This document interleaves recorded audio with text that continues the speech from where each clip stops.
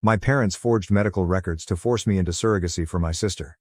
I refused. They called me selfish and pressured my family to push me. I never imagined that I would be writing this post, but following last week's events, I need a different viewpoint. My parents abruptly contacted me after 13 years of little communication, stating that they needed to talk about something significant. Greg, 43M, my husband, was concerned that something odd might be happening, but neither of us could have foreseen what would happen. Emily, 44F, my older sister, has always been the family's golden child. As a child, it was obvious that she was everything my parents could have ever hoped for. Intelligent, athletic, attractive, and seemingly flawless. She was frequently praised by them, who referred to her as their perfect princess or golden apple. 2 years after Emily's death, I was an unexpected surprise. In my parents' perspective, being unexpected wasn't my only sin. I was born prematurely and had a severe cardiac issue that had numerous operations and ongoing care during my early years. Even though my grandparents paid for the majority of the medical bills that insurance did not, my parents never let me forget how much of a financial burden I was. We could have taken that vacation if we didn't have all these medical bills. Or Emily's college fund would be bigger if we didn't have to deal with your hospital stays, are examples of the passive-aggressive remarks they would make. Their treatment of us was a sharp and terrible contrast. My accomplishments were hardly recognized, but Emily's little victories were honored with parties and gifts. In high school, I recall winning a writing contest at the state level. Emily had a regular soccer practice that day, so my parents were unable to attend the award ceremony.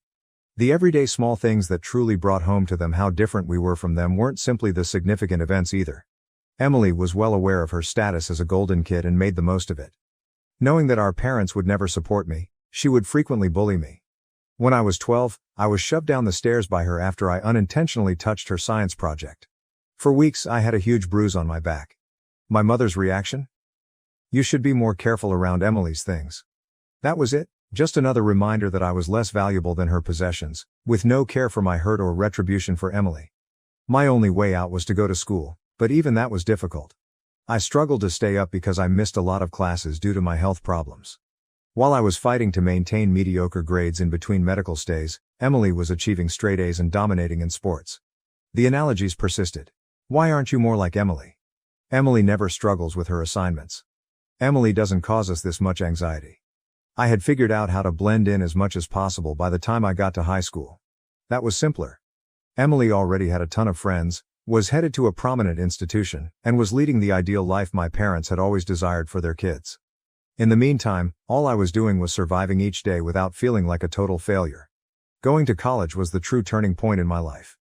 In order to move as far away from home as possible, I pleaded with my grandparents. They were the only ones who ever truly stood by me, and they understood, having seen the dynamic unfold for years. I selected a university that was several states away, and they assisted me with tuition and other costs. I met Greg when I was a college student. He was patient, compassionate, and truly interested in me as a person rather than as a weaker sibling, which set him apart from everyone else I had ever met. I felt appreciated and acknowledged for who I was for the first time in my life. After graduation, we were married and I believed that I could finally be able to achieve the family life I had always desired. Emily and my parents hardly noticed my wedding. They didn't send a card, they didn't come. I wasn't shocked, but it stung. I was embraced by Greg's family, and his mother even assisted me in choosing my wedding gown, something I had always dreamed of doing with my own mother. We made the decision to try for a child a few years into our marriage. Because of my cardiac condition, my doctors told me that getting pregnant would be quite dangerous, but we still wanted to try. The pregnancy was really challenging. Despite my many hospital stays and near-death experience during delivery, I barely survived and our son was born healthy. The physicians were very clear, I may die from another pregnancy. It was just too much for my heart to bear again. With our small family, Greg and I were happy. Away from my poisonous family, we had each other, our lovely boy, and a tranquil existence. My only communication with Emily and my parents was through sporadic phone calls and holiday cards. The separation was restorative. Then came last week. My parents contacted me, stating that they had an important conversation to have. I agreed to see them at their home against my better judgment. Greg accompanied me to provide assistance. They handed me an envelope and seated us down in their living room, the same space where they had repeatedly mocked and disregarded me during my early years. There was a letter inside, but it was a surrogacy agreement, not just any letter. Emily has been having infertility issues, so they wanted me to be her surrogate. They had already conferred with physicians and attorneys, prepared all the necessary documentation, and were presenting it to me as though it were final. As though I had no say in the matter. I was taken aback. They were aware of my cardiac condition. They were aware that I had almost passed away when giving birth to my own baby. They were aware that I could die from another pregnancy.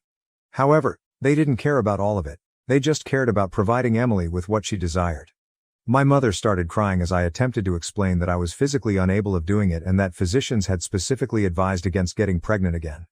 She cried, "How can you be so selfish? Emily has always wanted to be a mother, this is her only chance." My father added that after everything the family had done for me, I owed them something. What had they done for me? What specifically had they done to make me feel unworthy for the rest of my life? My grandparents paid the medical costs they loved to hang over my head. Greg and his family provided me with the emotional support I required. My parents' sole constant behavior was to tell me that I would never be good enough to be Emily. With my mother's charge of selfishness still echoing in my ears, I sobbed as I left their home. Greg was incensed not only at their request but also at the way they totally disregarded the possibility that I might die. He advises me to stop communicating with them as they have shown beyond a reasonable doubt that they are indifferent to my welfare. I know in my heart that he is correct. This suggestion is cruel in addition to being unkind. As usual, they want me to sacrifice my life and maybe leave my son motherless in order to give Emily what she wants. However, I also feel guilty about it. Perhaps I'm being self-centered. Perhaps I do owe them. Perhaps this is my opportunity to finally show them how valuable I am. Even though I am aware that these thoughts are harmful, they continue to race through my mind. Since that day, I have not returned any of their calls or messages. Emily has begun contacting me as well, with false statements like, "Family helps family," and, "I would do this for you if the situation were reversed." Should it be a little bit out of her way, she wouldn't even offer to drive me to school. My son is on my mind all the time. If something were to happen to me while I was pregnant, he would be the one who would suffer the most. He needs his mother and is innocent in all of this family drama. How can they expect me to risk leaving my child an orphan in order to satisfy Emily's demands? Am I being self-centered? I've been told throughout my life that I'm bad for prioritizing my own needs. However, this is now about my son, my husband, and my life, not just about me. But I'm being tormented by guilt. I need a different viewpoint. Is it incorrect of me to decline to serve as my sister's surrogate? Should I put myself in danger to fulfill her desires? How can I handle the manipulation and guilt? Update 1. A week has passed since my last post, and things have gotten far worse than I anticipated. My family's calls and messages haven't stopped vibrating on my phone. Emily has been sending texts that manipulate emotions non-stop. This is my final opportunity to have my own child, and I've always wanted to be a mother. Remember how I always looked out for you when we were kids? She even dared to ask. That one almost made me laugh. She must remember our early years quite differently than I do. She sent a particularly nasty email yesterday, saying, "Mom was right about you. You always thought about yourself." I suppose that almost dying while pregnant is merely a pretext for not assisting me. It was a powerful blow. Instead of treating my near-death experience as a valid medical issue, they are exploiting it as proof of my selfishness. Even worse are my parents. I'm ruining Emily's sole chance at happiness, Mom has been telling any relative who will listen over the phone. She is portraying me as this cold-blooded monster who refuses to assist her dying sister. However, Emily is not dying. She is simply unable to conceive naturally. They're behaving as though Emily's wish to have a biological kid is more significant than my actual risk of dying. This morning, Dad sent me a message that truly went too far. "You've always been a letdown, but this is a new low. This is your way of repaying us for giving you life. By denying your sister the experience of being a mother." I wanted to reply that they didn't really give me life. My grandparents were the ones who covered the cost of the medical treatment that kept me alive, and they almost lost it due to carelessness several times when I was a toddler. Greg is enraged. I dissuaded him from driving to their house and confronting them. Even though I would have loved to watch him reprimand them, I informed him, they're not worth it. Rather, we engaged in a lengthy discussion about our future. Greg reminded me, this isn't just about you anymore. It has to do with our son. He might lose his mother as a result of what they're requesting. Nobody has the authority to force you to take that risk. Of course, he is correct. I feel no remorse for turning Emily down when I see our son. He needs his mom to be well and living. We have made the decision to act decisively. Let's start by blocking all of their numbers, including Emily's, Mom's, Dad's, and even the flying monkeys they called after me. My grandparents are the lone exception, and they have always been accepting and encouraging. Second, we're investigating legal safeguards. Greg fears they may try something desperate because of their antagonistic behavior. Next week, we're meeting with a lawyer to go over our choices. I will always be perplexed by their claim to be family and their utter disregard for my life. However, I'm over my guilt. I will no longer allow them to control me. A mother who would put her life in danger to appease individuals who have never truly shown her love is not worthy of my son. Thank you to everyone who left a remark on my previous post. You made it clear to me that I'm being a responsible mother and defending my family, not being selfish. Standing up to those who ought to have protected you in the first place is sometimes necessary.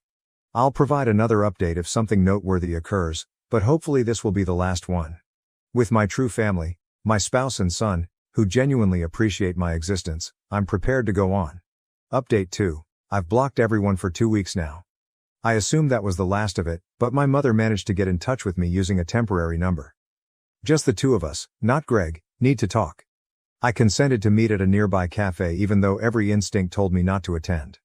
For obvious reasons, I picked a public spot, and Greg was waiting in his car nearby in case something happened. She began talking about Emily's melancholy and how she's dying of the anguish of not being able to have children as soon as I sat down, in what was obviously a prepared speech. No, how are you? No recognition of their prior actions, just a direct focus on Emily's misery. My mother pushed a business card across the table and said, "The doctors say this is her last chance. According to one fertility expert, you two are a fantastic fit. They are able to keep a careful eye on your cardiac health." She dismissed it as if it were a minor annoyance when I brought up the fact that my own doctors, who have been aware of my medical history for years, have expressly prohibited me from getting pregnant again. Doctors are constantly too cautious. According to Emily's specialist, the risks are controllable. When Mom began discussing family legacy and how Emily should be given more genetic inheritance than I did, the discussion took an even more sinister turn. She did say that, after all, I've heard the same arguments about my being a flawed child my entire life. She replied, "I should have known you'd be difficult about this," as I got up to go. "Emily has always made you envious. This is your opportunity to at last take action for the family." I felt oddly at ease as I walked out of the cafe. I finally saw my mother clearly for the first time, not as a parent who didn't love me enough, but rather as someone who never considered me a person, only a tool to be used for Emily's gain. Greg inquired about how things went on the way home. I informed him of my mother's remarks about family legacy and her rejection of my health concerns. After a period of silence, he said, "You know what? They're not worthy of you? They have never done so." He is correct. They are unworthy of me, my forgiveness, or another opportunity to harm me. I've given my mother one last message. I won't put myself in danger or leave my child an orphan because of Emily's wishes. We will not be talking about it again. Don't get in touch with me again. Tomorrow, I'm going to change my number. Sometimes quitting the game completely is the only way to win. Update 3. My father began sending increasingly threatening messages from various phones a week after the cafe incident involving my mother. I was particularly drawn to the most recent one. "Your mother is devastated. Emily is in pieces. You have given us no other option, even if we didn't want to do this. There are repercussions for actions." My grandmother's voice was tremulous when she called. "I heard your parents conversing with an attorney. They're looking for legal means to compel you to do this. They may use laws pertaining to family obligations and medical rights. Although they made reference to court orders and medical evaluations, I'm not entirely sure what they have planned. Evidently, they have persuaded themselves that they may be able to contest my own doctor's opinion because Emily's fertility specialist claims the risks are tolerable. They're even considering attempting to demonstrate that my reluctance isn't due to valid medical concerns, but rather to illogical family resentment. Additionally, my grandmother disclosed that Emily's 46-year-old husband is genuinely opposed to their plan. He believes that risking someone's life for this is crazy, but Emily and my parents have essentially cut him off from the conversation. That family at least has one sensible member. I called my doctor's office right away and asked them to implement additional security measures to lock down my medical records. I then got in touch with 3 different family law businesses. The first 2 expressed sympathy but stated that they would have to look into this peculiar circumstance. But the third one was just what we needed. When the lawyer heard the whole scenario, she became enraged. "They cannot legally compel you to serve as a surrogate. It would be considered reproductive coercion and would not be tolerated by any court. However, we must take the initiative. She is assisting us with creating cease and desist letters and preparing the necessary papers for a restraining order. Additionally, we are recording every message, phone, and contact attempt. According to the attorney, if we require legal protection in the future, we must establish a distinct pattern of harassment. The majority of our legal expenditures are covered by Greg's company's excellent legal insurance plan. Even if it didn't, I would sell my car if I had to, he stated. Last night, he informed me, your safety is worth everything we have. The most bizarre aspect of it all is that they still act as though they are the victims and that I am the one who is acting irrationally. As if compelling someone to put their life in danger is some sort of admirable sacrifice, my mother reportedly informed my grandma that sometimes love means making difficult choices for the family. I'm exhausted, so exhausted. But I'm no longer scared. Let them play their games and try their legal threats. Truth, the law, and real medical proof are all on my side. Above all, I am supported by individuals who sincerely care about my life and welfare.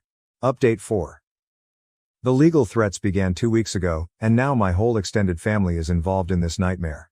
During their recent family get-together, which I was obviously not invited to, my aunt from Texas called yesterday and sobbed about having to see Emily endure yet another unsuccessful IVF effort.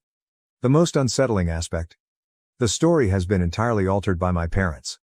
My cousins claim that they're telling everyone that I'm just using my heart ailment as an excuse because it has significantly improved. They've even implied that I'm declining because I want to see Emily suffer because I'm envious of her success. The cryptic Facebook postings that my mother's sisters have begun sharing about selfish family members and the value of sacrifice for family were what truly caught me off surprise. Everyone in the family is aware of who they are referring to, even though they aren't specifically addressing me. I've received messages from some distant relatives I haven't seen since I was a child expressing their disappointment with my decisions. My cousin Sarah, 39F, is the one bright spot in all of this. She personally contacted me to express her anger with everyone's actions. She wrote, I recall how they treated you as a child. They're being crazy, don't let them guilt you into this. At the next family get-together, she even volunteered to talk about her personal encounters with my parents' partiality. These flying monkeys are unaware that last night Emily's husband spoke with Greg in secret. He fears that because of all this harassment, Emily and my parents will end up in legal hot water. He attempted to reason with them, but they aren't listening to anyone because they are so focused on achieving their goals. I've already made up my mind. I wrote a mass email to my entire extended family last night that had only the medical facts about my heart problem, along with a statement from my cardiologist on the risks of getting pregnant again, without any drama or accusations. I concluded it by saying that my lawyer would handle any further harassment and that I would no longer discuss surrogacy. Then, with the exception of my grandparents and cousin Sarah, I blocked every member of my family. Greg assisted me in creating new social media profiles for close friends only, using a different identity. It's strangely freeing, but it seems like entering witness protection. Yesterday, my youngster questioned me about why we no longer see Grandma and Grandpa. I told him that sometimes we have to avoid individuals who don't respect our limits, even if they are family, even if it breaks my heart. After giving it some consideration, he remarked, like when Tommy at school doesn't stop when I say no. Children are more capable of understanding than we realize. I've learned from this whole experience that my true family isn't always the folks with whom I share DNA. It's the people who love me without conditions, who respect my right to life and who cherish my presence above and beyond what I can do to others. Update 5. I sent out a bulk email to the extended family a month ago. The result was different from what I had dreaded, yet it was precisely what you would expect. Genuine peace is something I've never experienced before thanks to my new phone number and secret social media profiles. Through my grandma, I heard what is likely to be my mother's final message to me. You've let this family down for the last time. You put your self-interest ahead of Emily's happiness. You shouldn't anticipate being welcomed back. Oddly, I felt a tremendous sense of comfort instead of pain as I read those words. What I've understood all along, that my sole worth was what I could do for Emily, was now expressed aloud. This morning, my lawyer called to let me know that Emily was contacted by her fertility clinic. They wanted to make it clear that they had never authorized surrogacy agreements involving a person with my medical background. It seems that neither Emily nor my parents had ever brought up my cardiac ailment. This only serves to highlight their lack of concern for my well. The most unexpected result. No more worrying about family get-togethers, dread when my phone calls, or persistent feelings of inadequacy. I'm sleeping better than I have in years. Greg also noticed, saying, "I'm laughing more freely and smiling more." In this brand new, drama-free setting, our youngster is flourishing. We began Sunday board game nights as a new family tradition last weekend. I had a profound realization as I sat there and watched him laugh with Greg. This is how families should feel: secure, affectionate, and welcoming. Sometimes my grandmother comes to visit, but she always makes sure my folks are unaware. Last time, she brought old pictures of me as a baby that I had never seen before. As I looked at them, I saw a contented little girl who had no idea that she would spend decades attempting to win affection that ought to have been given without conditions. I'm finally providing the protection that little child needed from those who never valued her. She deserved better. I want to express my gratitude to everyone on Reddit who helped me along the way. Your remarks made it clearer to me that defending myself was a matter of survival rather than selfishness. You showed me that a true family doesn't require you to sacrifice yourself for them. If you're wondering whether it's wrong to shield oneself from a toxic family, the answer is no. Your limits are legitimate, your health is important, and your life has worth.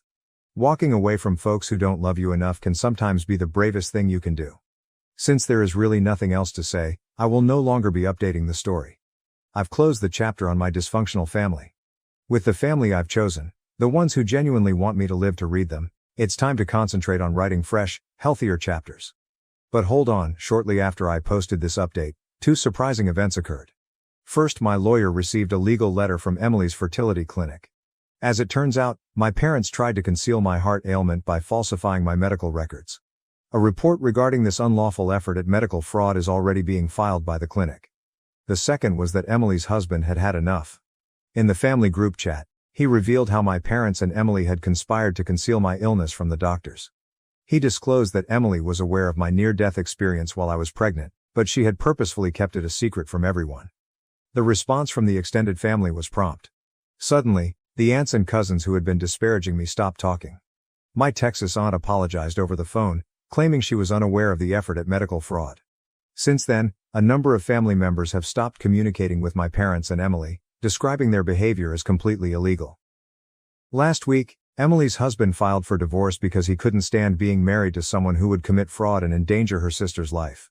My parents' flawless story about their precious child was ultimately shattered by this. Emily and my parents have been banned from all of the medical facilities that are associated with the reproductive clinic. According to my attorney, they might be subject to severe legal repercussions for their effort at medical fraud. Seeing their flawless facade fall apart after their own deeds were exposed feels like poetic justice. Even though I never sought retribution, all I wanted was to be left alone. You are truly set free by the truth. For those who wanted an update on the repercussions, let me say that sometimes people who spend their entire life controlling other people end up controlling themselves. Emily and my parents did this to themselves. I'm simply living my best life with folks who genuinely appreciate it while keeping a safe distance. Reddit, thank you. Your assistance has been amazing along our journey. When I initially wrote about the demand for surrogacy, I was overcome with self-doubt and remorse. Your remarks gave me strength and demonstrated to me that true family is about more than just blood. It's about love and respect. This community demonstrated that strangers can occasionally offer greater support than one's parents. I will always be appreciative of the way you gave me freedom and a voice. Caught my wife cheating, moved on, and found new love, until my ex tried to run over me and my new girlfriend in a jealous rage. I've been a lurker on Reddit for a while, but today I finally have a story to tell.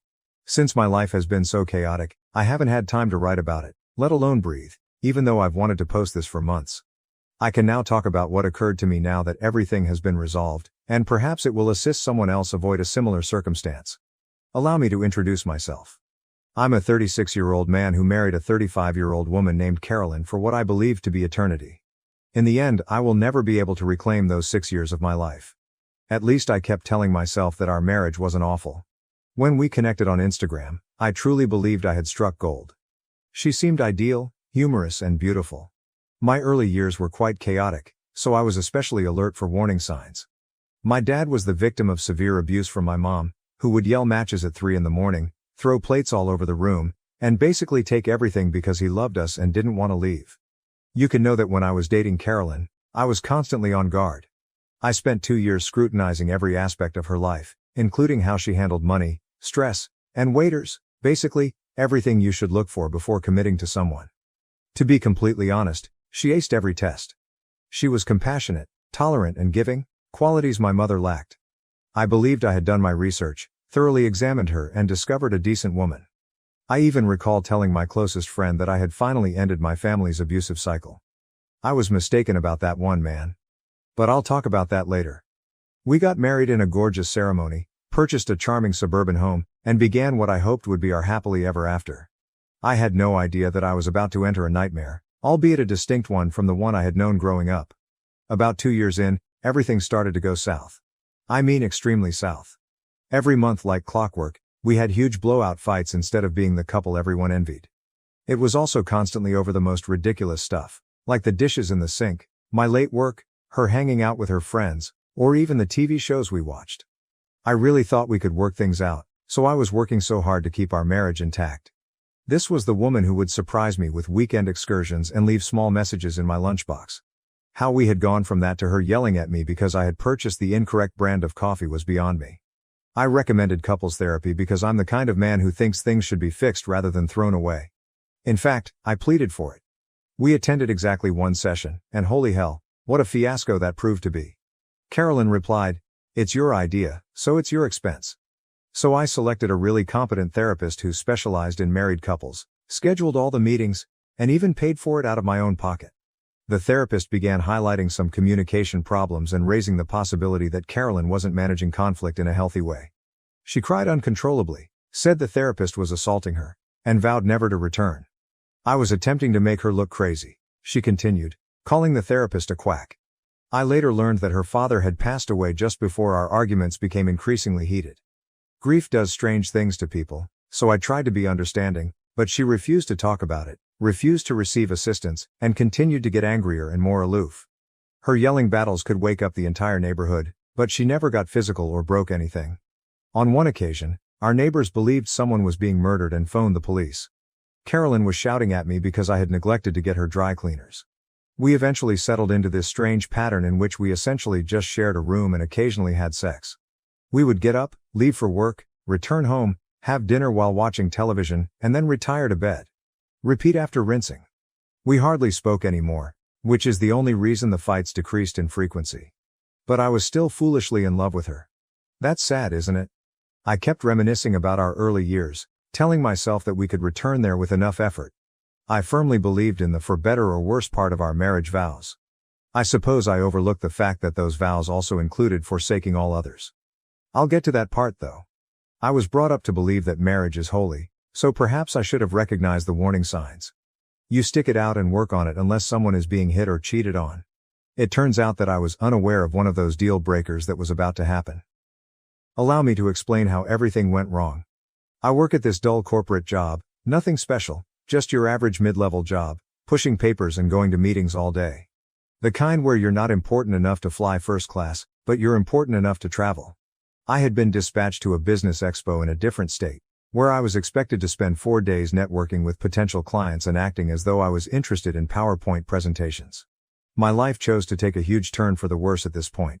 Our firm back home experienced a serious issue 3 days into the expo, something involving servers crashing and losing customer data, the usual corporate emergency fare. Everyone was called back early by my supervisor. I quickly reserved the first trip home because I'm the devoted worker that I am, or perhaps I'm just a fool, you decide. I was thinking of this lovely, dumb concept. Do you remember the romantic reunions in films where the husband surprised his wife? Yes, I did believe that would occur. I planned this surprise during my whole Uber trip from the airport. I stopped at a posh florist and spent $80 on her favorite flowers, which were pricey purple orchids that she always said brought back memories of our first date. I even got her some champagne and some of her favorite high-end chocolates. I believed that this might be a new beginning for us. I thought that this impromptu gesture would remind her of the reasons she fell in love with me in the first place, since we had been acting so distant lately. With my chocolates and flowers, I felt like the greatest husband in the world when I arrived home at 2 p.m.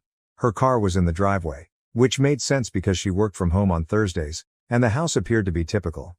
However, I recall a few strange things, such as her favorite playlist playing from upstairs, which she only ever listened to when she was feeling particularly upbeat. Though I assumed she had a buddy over for lunch or something, there were 2 wine glasses in the sink. God, I was such a fool. I was so eager to surprise her that I went right upstairs to our bedroom. Although I could hear other sounds and the music was growing louder, my brain was not comprehending what they meant. Do you remember the scene in horror films where everyone yells at the character to keep the door closed? That character was me. My world fell apart when I pulled open the door to my own bedroom and turned the doorknob. That 1 second turned every single pleasant memory, trusting moment, and I love you into ash.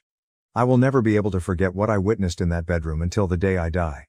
Beneath some strange guy in our bed was my wife, the person I had loved, supported and built a life with for 6 years. The same bed where I had hugged her after her father passed away, and where we had discussed having children in the future. She was acting as though I didn't exist and that our marriage meant nothing at all, not even attempting to keep quiet about it. As I stood there, a total moron, watching the flowers I had purchased fall to the ground and scurry like cockroaches when the lights are turned on. The man had the audacity to try to scurry past me like I was a doorman, and I will never forget this. I lost it while he was fumbling to put on his clothing and strewing things all over the place. Something inside of me shattered, perhaps because I saw him with my wife or because he believed he could simply walk away from ruining my marriage. My hand was around his throat before I even realized what I was doing. It wasn't a death grip, but it was a clear signal that he wasn't simply leaving. Instead of hitting him as you might think, I gave him 2 open-handed slaps across his face, resembling a dramatic housewife from a soap show. I'm still baffled as to why I didn't just punch him instead. After I caught him with my wife, the man's expression quickly changed from one of fear to one of rage, as if he were truly going to try to fight me in my own home. Can you fathom the sheer disdain and the audacity? He probably fed him stories about being single or separated, so I'm willing to wager he was unaware that Carolyn was married. He most likely believed that I was some sort of insane ex-boyfriend. I released him before the situation worsened, not because I was afraid, but because I immediately saw that this pitiful excuse of a man wasn't worth being charged with assault. It wasn't he who promised me anything. He didn't make a vow to love and care for me till the day we die. He was just another man who was unable to control himself. The true traitor was still in that bedroom, most likely considering how to deceive her way out of this situation. My entire body trembled as I turned back to Carolyn. The lady I had dedicated my entire life to for 6 years was there, fumbling with her bra as if it were a trivial annoyance. The purple orchids I had purchased were all over the floor, most likely crushed beneath the man's running feet. She said the mirror had better lighting, so I hung it up for her last Christmas, and I just stood there watching her get ready in it. She was also taking her sweet time, as if she hadn't just ruined our entire marriage. She was avoiding my gaze in the mirror, straightening her hair nonchalantly, and behaving as though she hadn't just ruined everything we had worked so hard to create. You want to know what this woman had the audacity to say to me after I literally caught her cheating? As if I were a door-to-door salesperson who had disturbed her day, she gave me this irritated look and asked, "Why are you even back?" Nada, "I'm sorry, I can explain," or any of that nonsense about fundamental human decency. The fact that I came home early and caught her cheating, in our bed, in the house we bought together, the house where I paid the majority of the mortgage, actually annoyed her. Never in my life have I wanted to strike someone so much. In reality, my hand was twitching as I recalled how satisfying it was to slap her affair partner, but I just stood there, immobilized, while she had the audacity to mutter under her breath, "You weren't supposed to be back," as if I were to blame for her early return home or that I should have called ahead to arrange a convenient time to catch her cheating. This woman's sheer outrageousness, 6 years of marriage, and this is what it meant to her. A small hiccup in her fun-filled afternoon. Do you realize what's truly broken? While all of this was going on, I could see our wedding picture on the nightstand. The same bedside table where she had placed the breakfast I had prepared for her the previous weekend. She had been telling me she was too tired for sex in the same room for the previous 3 months, but she obviously had plenty of energy for this stranger. Like a fool, I stood there thinking about all the late nights at work she had told me about, all the girls' nights out, and all the times she had mentioned going to see her mother. What was the duration of this? How many men had shared my bed with me? Carolyn was by no means finished talking, so I was about to find out. Then this woman, this nasty jerk, went totally crazy. As though I had just blown apart our marriage, she began yelling at me. "You weren't expected to return," she screamed, her face turning red and splotchy, just like when we fought. "You are to blame for this. You wouldn't have seen this if you had simply informed me that you were returning home." This woman would have earned an Olympic gold medal for her mental gymnastics. She even had the audacity to accuse me of being the one who discovered her infidelity. But hold on, things will improve. "You declined my request for an open relationship," she screamed, as if it somehow justified her actions. Yes, 6 months prior, she had asked me once in a drunken chat, and I had declined since I was a monogamist. Apparently, that meant she should do it anyhow, in her deranged thinking. "I have necessities," She continued to rant, as if I were a monster for asking my wife to be obedient. She attempted to cheat on me *nicely*, which is really insane. I tried to do things without hurting you. How thoughtful of her. Something broke inside of me. 6 years of devotion, trust and love were reduced to I have needs. Every kiss, I love you, and moment we spent together were all phony. My palm trembling with anger, I took 3 steps across the room. I lifted my fist and grabbed her by the collar of the shirt I had purchased for her birthday last month. She injured me, and I wanted to hurt her too. Anything that matched the agony ripping through my chest was what I wanted her to feel. However, I couldn't do it after seeing the dread in her eyes, real, authentic fear, despite the fact that she had just shattered everything I held dear and had shown me that our entire marriage was a sham. That's not me. I'm not going to be that man. I vowed never to put that expression on anyone's face, and my mom used to stare at my dad with the same terror. So with my hands still clenched but lowered, I moved back and released a go of her shirt. To let her feel even a small portion of my suffering, the dark side of me still wishes I'd given in to that anger. Not because she didn't deserve it, but because I deserved better than to become what I've always feared. I'm glad I didn't. There I was, standing in my own bedroom, looking at this stranger in my wife's face while surrounded by crushed purple flowers. This was how our 6-year marriage ended, with her accusing me of being the one who discovered her infidelity. Standing there now was the woman who used to kiss me goodbye every morning, accusing me of failing to phone ahead to arrange for my discovery of her affair. This woman changed identities faster than a TV station the moment I released her top. She was suddenly no longer afraid. No, in all of this, she was now the victim. Really, you were going to hit me? As I turned to leave, she yelled at my back. This is the precise reason I no longer love you. You're not a man at all. She continued to speak, yelling every possible abuse as she followed me down the corridor. After 6 years of marriage, she was attempting to make me the antagonist in this tale. It was very convenient for her to go from shivering in terror to yelling abuse at the man she had just accused of hitting her. I didn't realize she wanted me to strike her until I spoke with my friend later that evening. Do you think that's possible? In order to transform herself from the unfaithful wife into the mistreated husband, she wanted me to lose my cool and give her something she could use against me. She most likely had it all figured out. She would cry about her violent husband, run to the police with a battered face, and take half of my belongings and my monthly alimony payments.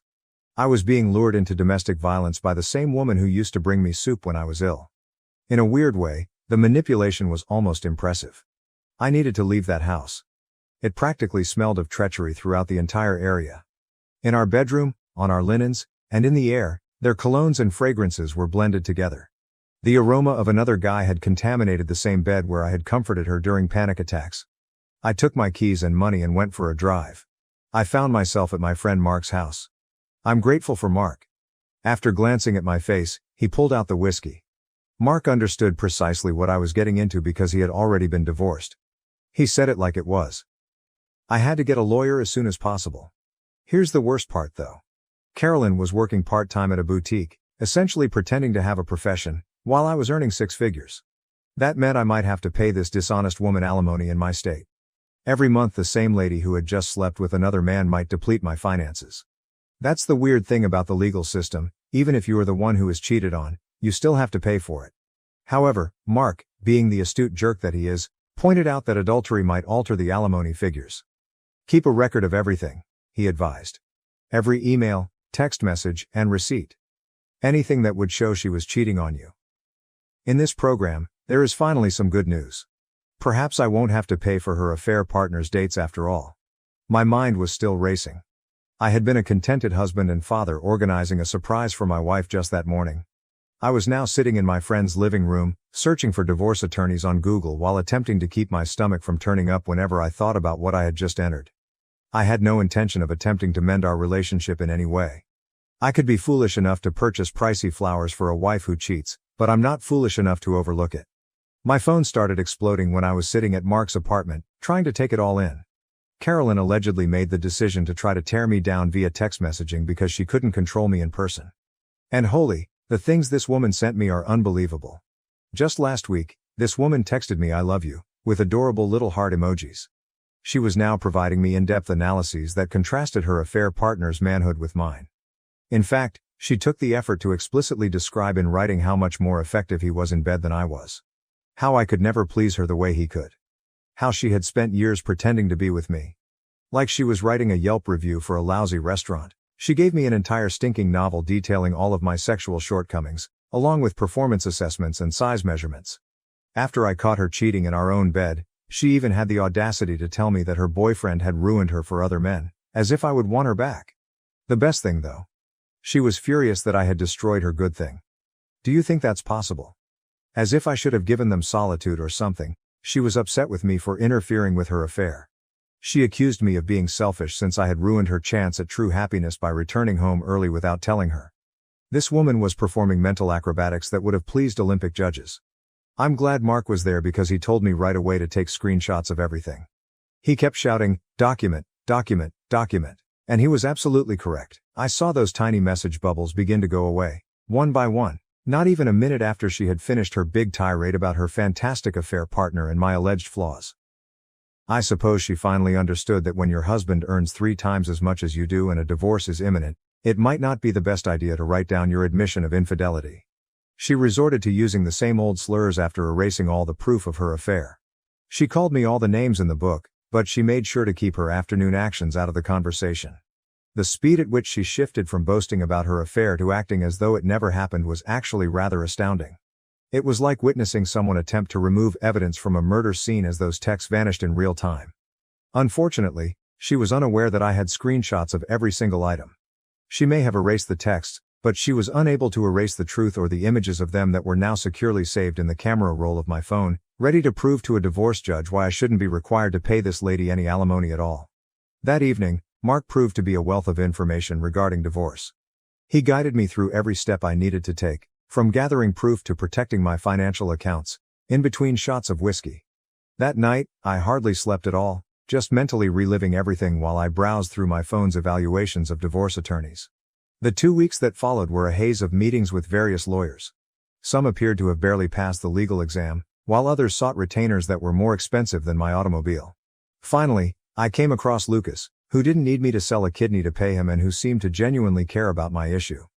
Lucas really grinned when I showed him the screenshots of Carolyn's texting tantrum, and the photos of the condition of our bedroom. Although he was pragmatic, he acknowledged that we had a strong case to reduce or possibly do away with alimony. He cautioned me that regardless of the reason for the dissolution of the marriage, judges in our state have a tendency to favor the lower-earning spouse. Nevertheless, he pledged to fight for me until the death.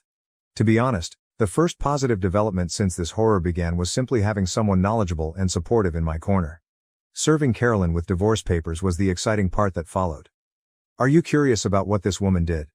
For 3 weeks, she avoided the server by altering her schedule, acting as though she wasn't home, and even having her mother inform the server that she had relocated to Florida. She had likely not exercised honestly for months when the server finally caught her leaving a yoga session. She took the entire 30 days permitted by law to reply, even at that point. A move of pure hatred. She was aware that I was paying Lucas by the hour, so she knew precisely what she was doing, dragging everything out as long as possible. And Carolyn became the queen of petty once the proceedings really got underway.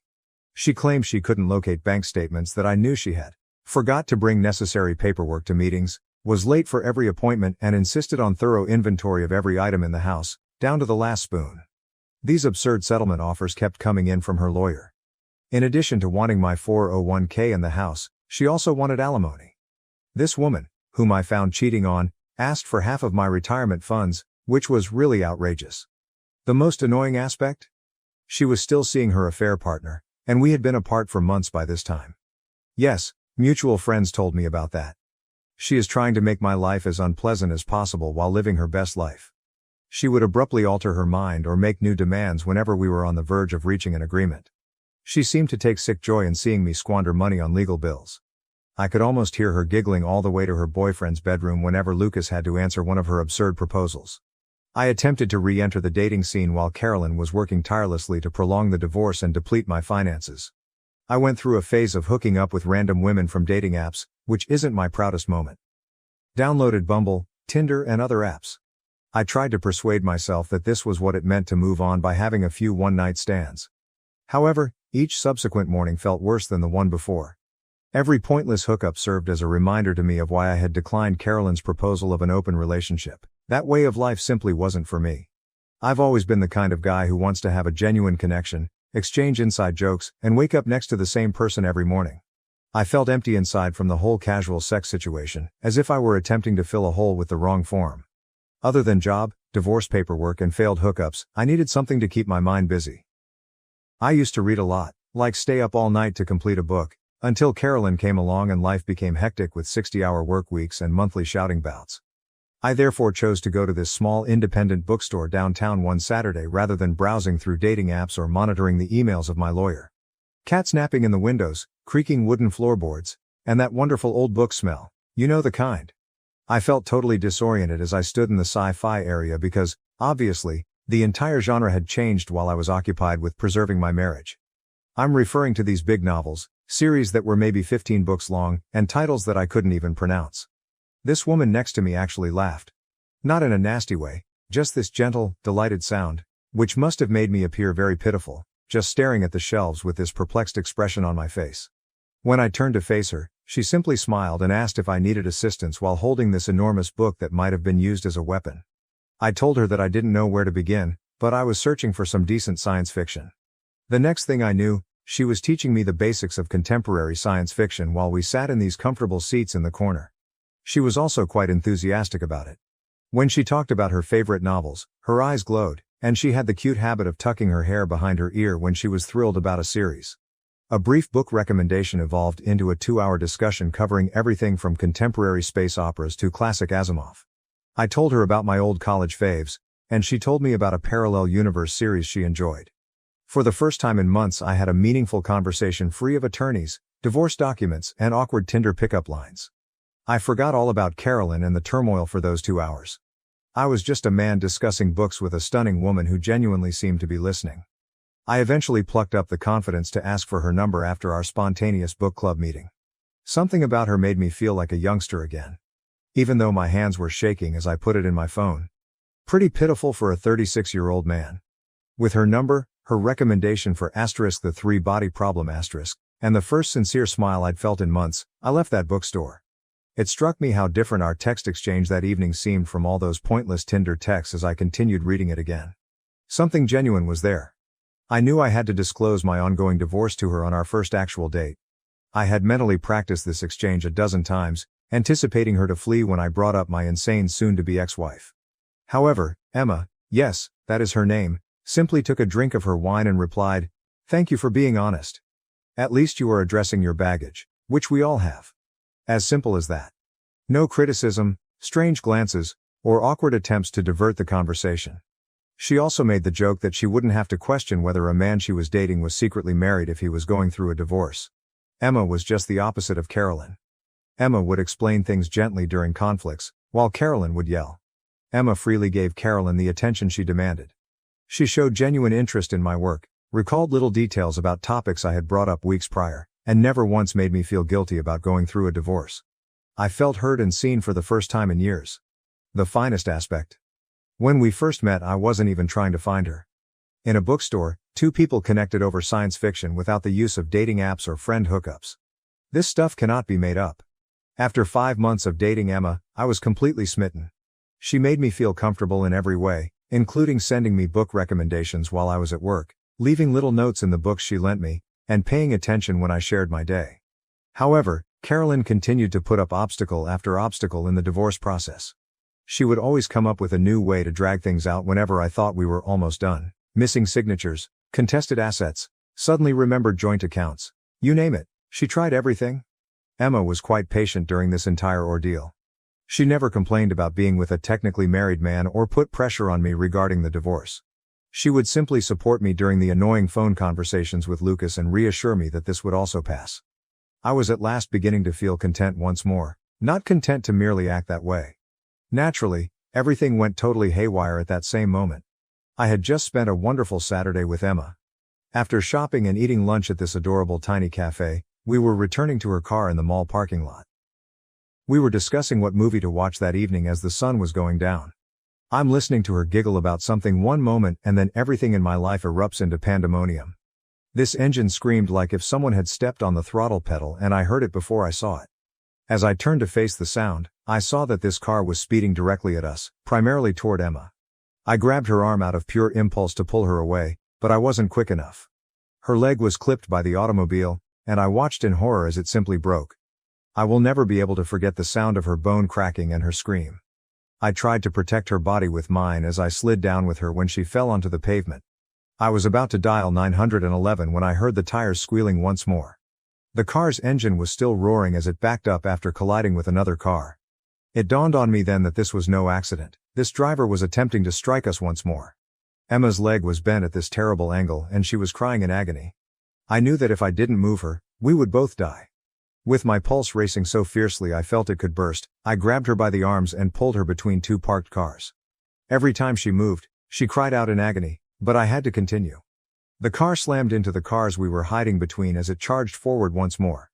Every auto alarm in the area was activated by the crash's extreme violence. At this moment, people were yelling and racing toward us from all directions with their phones out. The entire parking lot was in disarray, with people shouting, car alarms going off, and Emma sobbing beside me. I swear to God that time stopped as the driver's door opened. Carolyn was there, getting out of the car as if she were going to a dinner party. She appeared just like she had when I last saw her at our lawyer's office, but now she had a crazy expression in her eyes that I had never seen before. With her hair styled flawlessly as usual and wearing the same blazer she used to wear to work, she appeared as though she hadn't just attempted to kill two people in broad daylight. It was made much more horrifying by the stark contrast between her normal appearance and what she had just done. This was my soon-to-be ex-wife, who had reportedly been monitoring us and decided that if she couldn't have me, she'd rather see me dead. This wasn't just some drunk driver or random road rage incident. She intentionally targeted Emma, who had never done anything but make me happy again, in her attempt to kill me. Something shattered inside of me when I heard Emma's whimpers of anguish and looked at her fractured leg. She had recently attempted to murder an innocent lady whose only crime was dating her soon-to-be ex-husband. So this was no longer just about Carolyn and me. Fearful that Carolyn might have a weapon or try to complete what she started, I kept one eye on her while holding Emma close to keep her calm. It was like watching someone change into a monster in front of me when Carolyn got out of that car. I hadn't been married to this woman for 6 years. Even the woman I had caught cheating in our bed wasn't this one. This was something very different, a furious being posing as my ex-wife. I was hit hard by the reality of what had just transpired.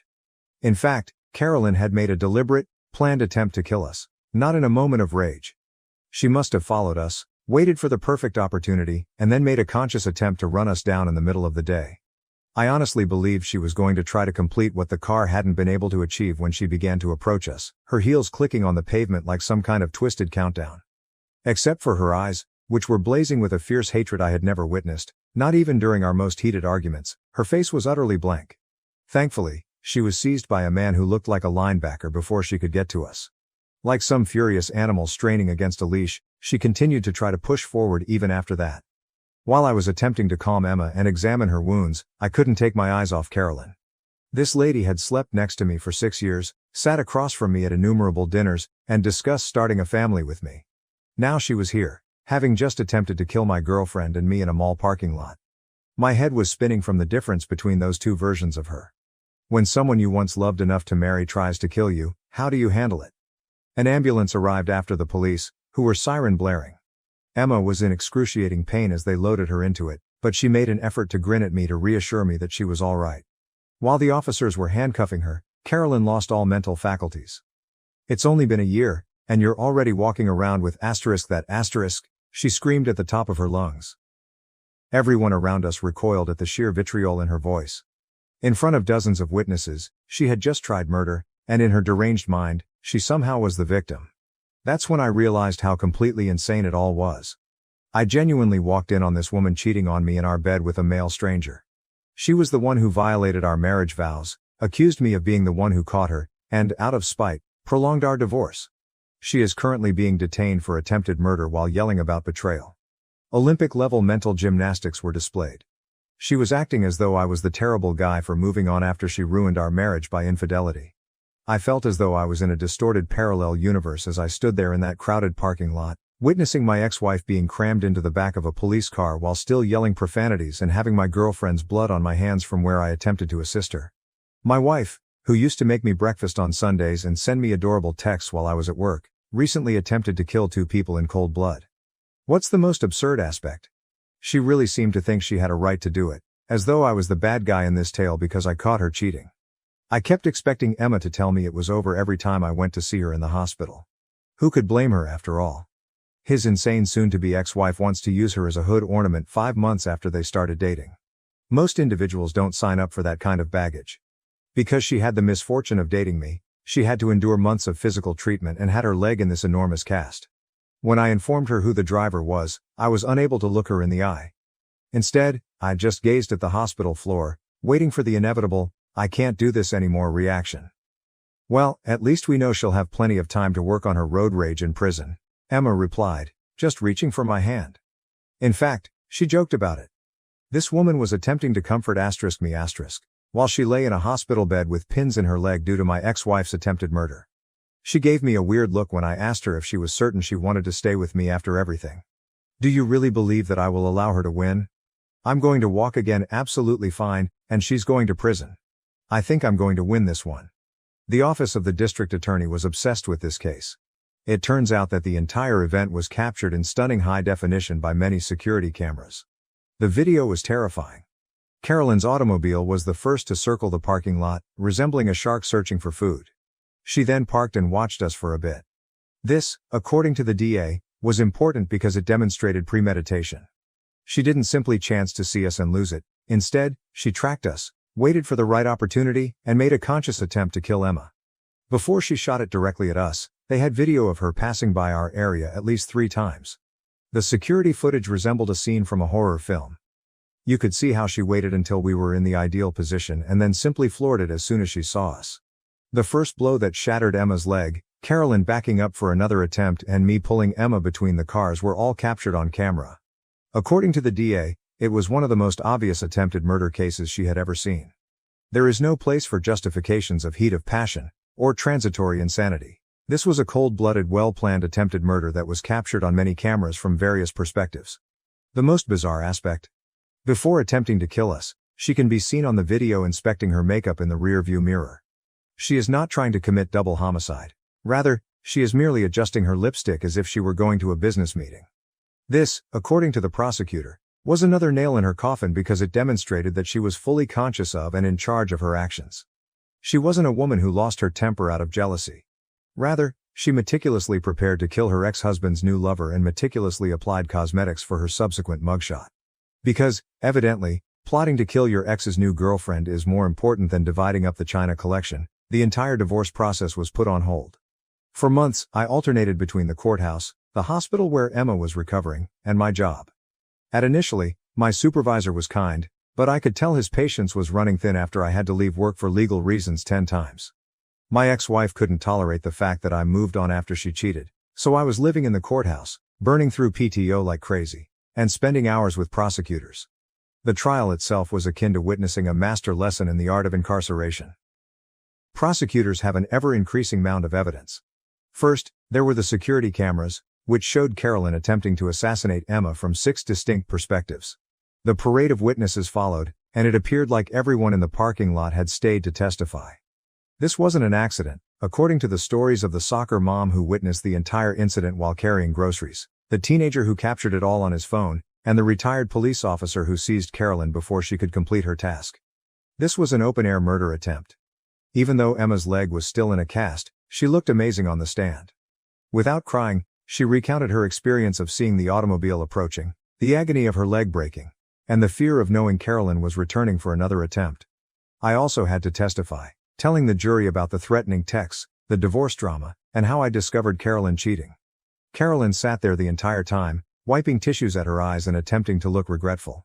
The jurors saw through it all. The verdict found it guilty on all counts, including reckless endangerment, aggravated assault with a deadly weapon, and attempted murder. However, things became frustrating when the 12-year sentence was announced. She only has that. She was sentenced to 12 years for premeditated attempted murder, but if she behaved well, she may be released much sooner. Her entire, "I'm so sorry, I wasn't thinking clearly," charade was bought off by the judge. She sobbed as she described how she lost control and deeply regretted her actions. As I sit there, I consider how she looked at her makeup before attempting to murder us. I was given the following explanation by the prosecutors. First-time offender, no past record, expressed regret, etc. But really, 12 years? She made a cold-blooded attempt to kill 2 people. She planned it, tracked us, and if the bystander hadn't stopped her, she would have tried a 3rd time. Emma might have passed away. I might have perished. Additionally, if Carolyn behaves well in prison, she might be released in less than 10 years. You can try to kill someone in front of dozens of witnesses and still receive a shorter sentence than a man caught using drugs, which is only one of the peculiarities of the legal system. What really grabbed me though? Carolyn actually had the audacity to turn to us during the sentencing process and apologize, stating that she wasn't herself that day, as if there were ever a time when it was acceptable to try to kill people in a parking lot. Emma refused to give her the satisfaction of an answer, instead just staring her down the entire time. Even though 12 years wasn't what we had hoped for, it was at least 12 years without having to peer over our shoulder in parking lots. It's funny how a judge's viewpoint on alimony can be significantly altered by a murder attempt. Following the criminal trial, the divorce process abruptly became quite straightforward. Carolyn, who looked amazing in her orange jumpsuit, had to attend via video link from prison.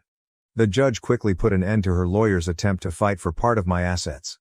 It turns out that judges don't feel too sorry for spouses who attempt to kill their former partner's new companions. The court isn't in the business of rewarding attempted murderers with alimony, the judge actually stated, and I quote this. She received exactly everything she had before the marriage, her personal belongings, her clothing, and her jail commissary account. Her lawyer's expression was priceless as the judge turned down each and every one of their demands. No claim to the house, no alimony, no portion of my 401k, nothing. She ultimately played herself after spending months dragging out the divorce, making absurd requests, and postponing appointments. She may have gotten anything in the divorce if she hadn't tried to make Emma a speed bump. Rather, she received divorce papers that essentially stated, "You get nothing," and a prison cell. However, I was unable to remain in that flat. Too many memories of that guy walking in on her. They were always there when I walked through the bedroom door. Emma and I discovered this fantastic location nearer to the city center. In fact, it's far nicer than my last apartment, has a great view of the city and, most importantly, the bedroom isn't haunted by the ghost of my cheating ex-wife. Emma is now completely recovered. It's hardly noticeable that her leg was ever fractured. She quips that since it permanently got rid of my psychotic ex, getting struck by a car was completely worth it. Dark humor, but whatever gets you through nearly getting killed is better, isn't it? I occasionally question whether I could have prevented all of this. Perhaps when she began picking fights over nothing, I should have recognized the warning signs. When she declined to continue couples therapy, perhaps I should have fled. To be honest though, insanity doesn't always raise a giant red signal. Sometimes it goes unnoticed until it tries to kill your lover in a parking lot. I can say I'm truly happy now, at least. Since we met through science fiction books and are currently living our own wild story with a happy conclusion, Emma and I are discussing getting married next spring. Carolyn will undoubtedly go eventually, but that is the purpose of restraining orders. In addition, Emma's father, who teaches firearms, ensured that we both obtained concealed carry licenses in case Carolyn decided to attempt for a second round after she leaves. Document everything, be on your watch, and maybe stay away from mall parking lots if you're going through a divorce or have strange ex-partners. Additionally, if you're seeing someone new after a divorce, you might want to investigate their background first, or at the very least, make sure they're not the kind of person who would try to kill someone over a split. Reddit, I appreciate you reading my bizarre tale. I'm interested in reading all of your comments, particularly the ones about cars. I guess your ex-wife really drove that relationship into the ground, is Emma's personal favorite. Oh, and I still go to the bookshop with Emma. No, we no longer park in that shopping center. After being as**ually abused by my stepfather, I lived with my dad. Recently, I discovered that he chose me over my former stepmother and half-sister. I was sexually abused between the ages 9-13 by my stepfather. Both he and my mom will be behind bars for many years to come. When I was sent to live with my dad, I was broken. I barely spoke, didn't eat much if at all. I wasn't mad or angry. I was null of any kind of emotion. Basically, I was alive but wasn't living. I kept my interactions with everyone to the bare minimum. I was polite but didn't go out of my way to make conversation with anyone. I was more social with my dad but I kept it to a bare minimum. I had nothing left to say to anyone. It took me 2 years for me to be able to allow my dad to show any form of parental affection towards me. That's how withdrawn I had become. Dad was my rock throughout the whole thing. When I experienced night terrors, I would wake up and either find my dad holding my hand or him holding me. He drove me to all of my therapist appointments. He made sure I was eating properly. There were days, I would break down for no reason and he would just hold me and tell me that everything will be okay. He literally went above and beyond for me. I hated the city that we were living in. Because I had so many bad experiences there, it made living there miserable. I was so passive, it was scary. My therapist had told my dad that I was stuck in the victim cycle. I didn't know how to get out. Because of this, I was bullied quite a bit. By the time I was 15, I had been to 3 different schools. It got to the point where my dad pulled me out of public school and enrolled me into online classes. I was always very studious and managed to maintain a 94% average overall, but my life lacked any sort of direction. Nothing would motivate me. Looking back, Dad did spoil me, but at the time I wasn't aware of it. I was so in my own body that I barely acknowledged my surroundings. If I asked my dad for a new bedspread, I would get me a new one plus new furniture. My phone of 5 years broke and Dad got a new one plus a laptop. I was grateful and thanked him. I did share with my half-sister and stepsister at the time. Again, I was being polite.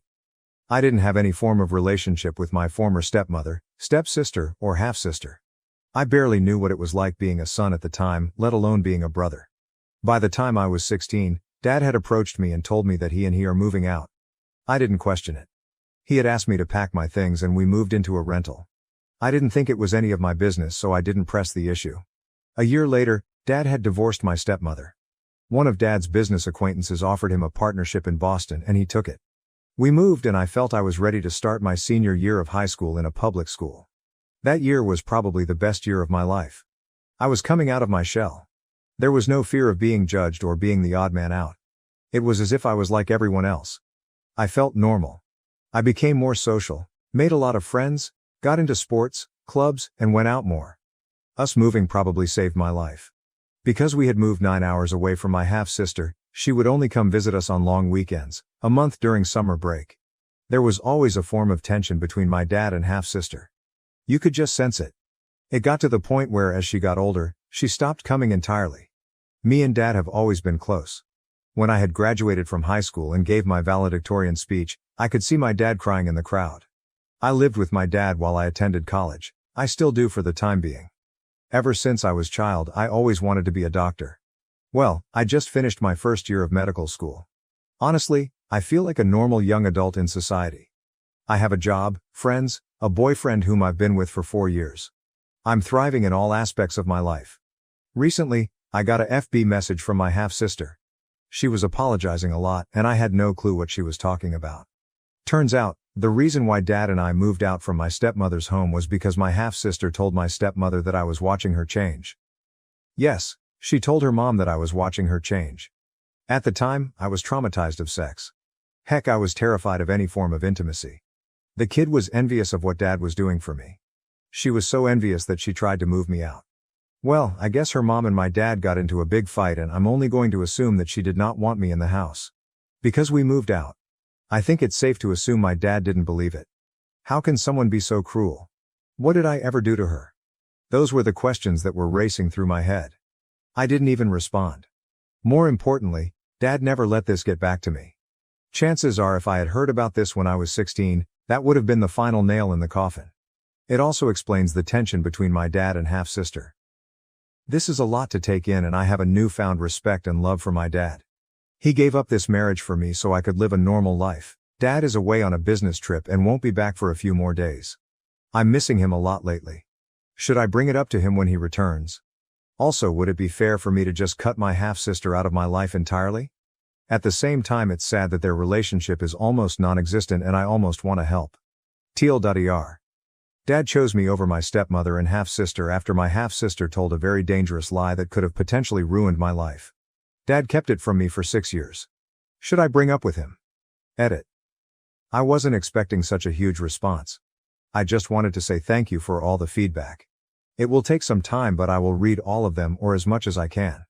As I was going through the comments, I found a number of people questioning the integrity of this. This is a part of my life. I don't normally like to talk about this. Aside from myself, my dad and close friends, not many people know about this. The fact that people are saying that it's fake. I don't know what to say. It's not my place to try and convince anyone. Believe me, there are times I wish could convince myself it's not real, but that's not possible. When I wrote this, I wasn't thinking about syntax. It was more just getting this out. People question its integrity based on grammatical errors. Forgive me, but I wasn't in the mindset to reread and go over it. As for how I became valedictorian, and a number of people were very curious, I did respond to it in the comments, but I'll post it here too. It was very unorthodox how I became valedictorian after attending a real HS for only a year. My overall average was the highest in my graduating class, but because I was in online classes for my previous years, I wasn't eligible at the time. I met with the grade coordinator and inquired about my chances, and her response was the same. I broke down in front of the coordinator and I told her the truth. Being named valedictorian was something I always wanted. To be that would have been my first accomplishment that I would have achieved based on my own merit. Yes, there is also the likelihood of getting a free ride to colleges. It wasn't trying to be valedictorian for financial reasons. Money wasn't a problem, Dad did make a lot, it was more this being my first official achievement. This would have helped me self-worth as well. The girl who was originally going to be valedictorian did meet with me and I told her the truth. She actually talked to the administration to let me valedictorian instead. It's something I'll forever be grateful for. That's actually how me and her became friends. Not many people would do that, and in HS. I'll be posting again, I just need a few days. An old friend of mine has been acting inappropriately towards my daughter. I am taking steps to protect her. The last few months I've been chatting to a friend more regularly than before. We've been friends for over a decade, and we used to be really close, but we slowly drifted apart. I should probably mention we are both men in our 40s. It's been great catching up with him, and honestly I really needed a friend, so it's just been great. He's got a long-term girlfriend and 2 young children.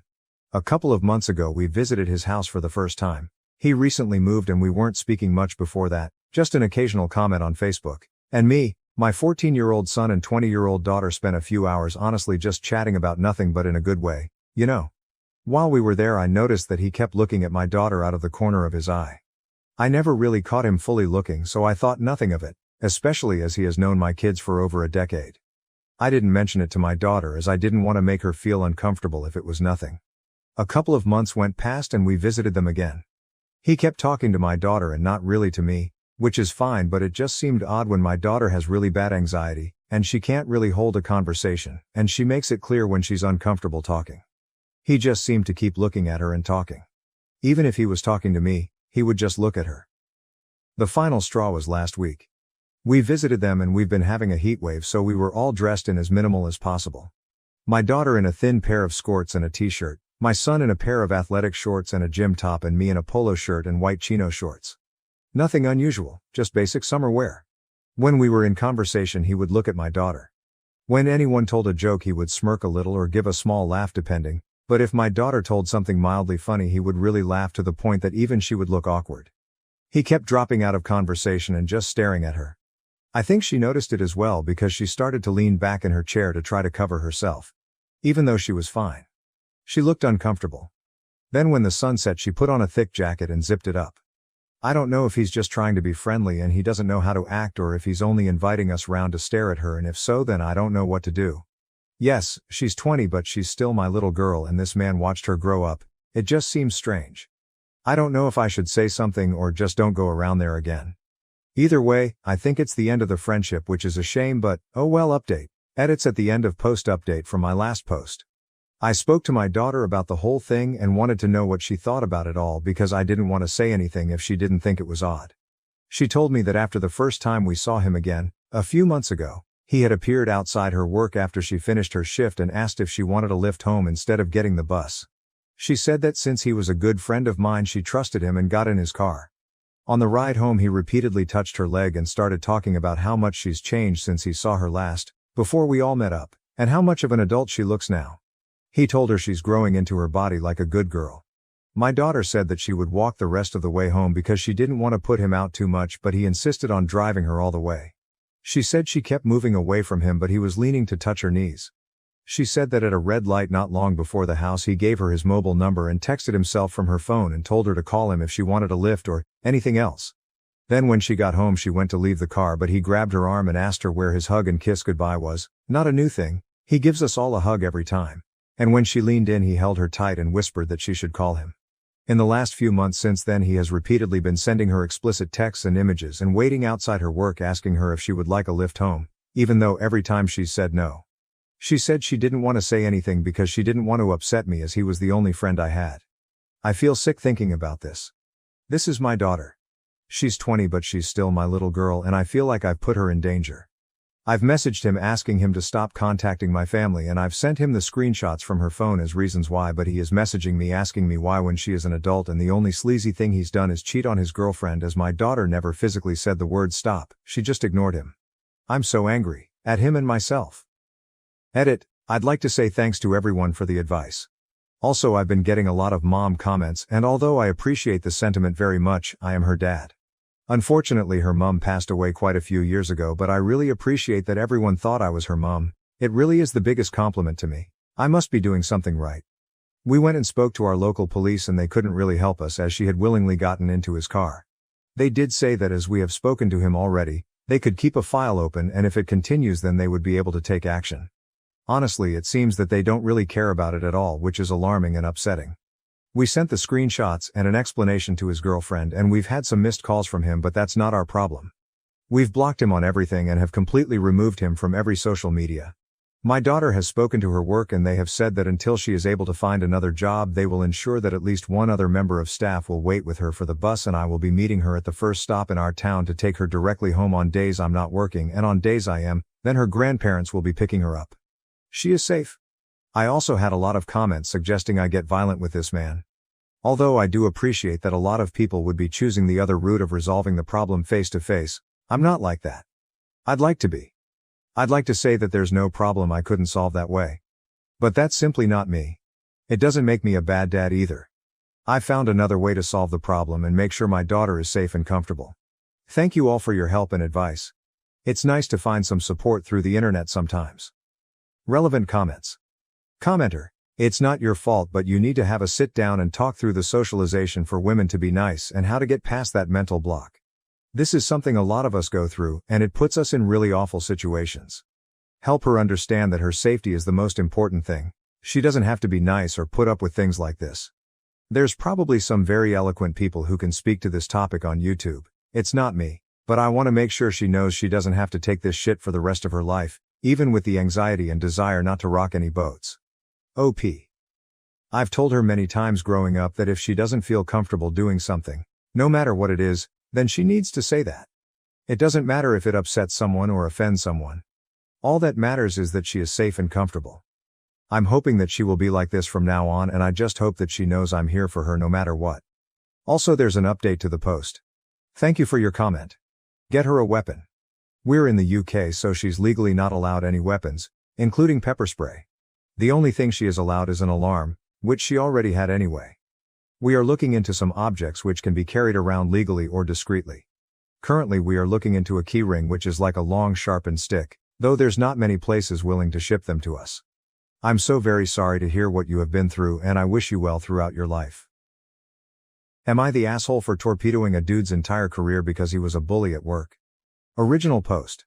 So to preface, I know I'm something of a Nepo baby, but it is what it is. My mom is incredibly successful in a very niche but very lucrative field of business. This allowed my dad to be a SAHD and for me and my siblings to get a good education. When I graduated from college, I decided to go into the same field as my mom. While I love her and our relationship is good, I very much did not want to only be viewed as her kid, or receive special treatment due to how well regarded she is, so I use my dad's surname, and generally keep who my mom is to myself. I also avoided coming to work for her. In my field and country, it's generally accepted that people are hired for a trial period, at the end of which either the employee or employer can cut ties with no fines or compensation required. So anyway, I went to work at one company. Again, I'll remind you, very niche market, very few employment opportunities. I went in for my trial period and everyone seemed pretty happy with me. I put out some fires and one superior describes me as a workhorse, because I'm first to the office, last out the door. It goes pretty well. Except for one colleague in my team. This dude is a huge jerk. I'm a bit of a people pleaser and try to be on good terms with everyone, but jerk will have none of it. Dude is incredibly rude. He keeps being very confrontational. Like if a colleague, not just me, was getting any sort of acknowledgement, jerk would belittle them and their accomplishment. If someone was saying they had a rough time with something, jerk would pop up going, "Oh yeah, I did that a while back, it was super easy." Whenever someone tried talking about future plans with me, jerk would go, "Oh yeah, we'll see about that." He also apparently says some very unkind things about my appearance and masculinity, but those at least he had the decency to say behind my back, I suppose, and I only learned about them later.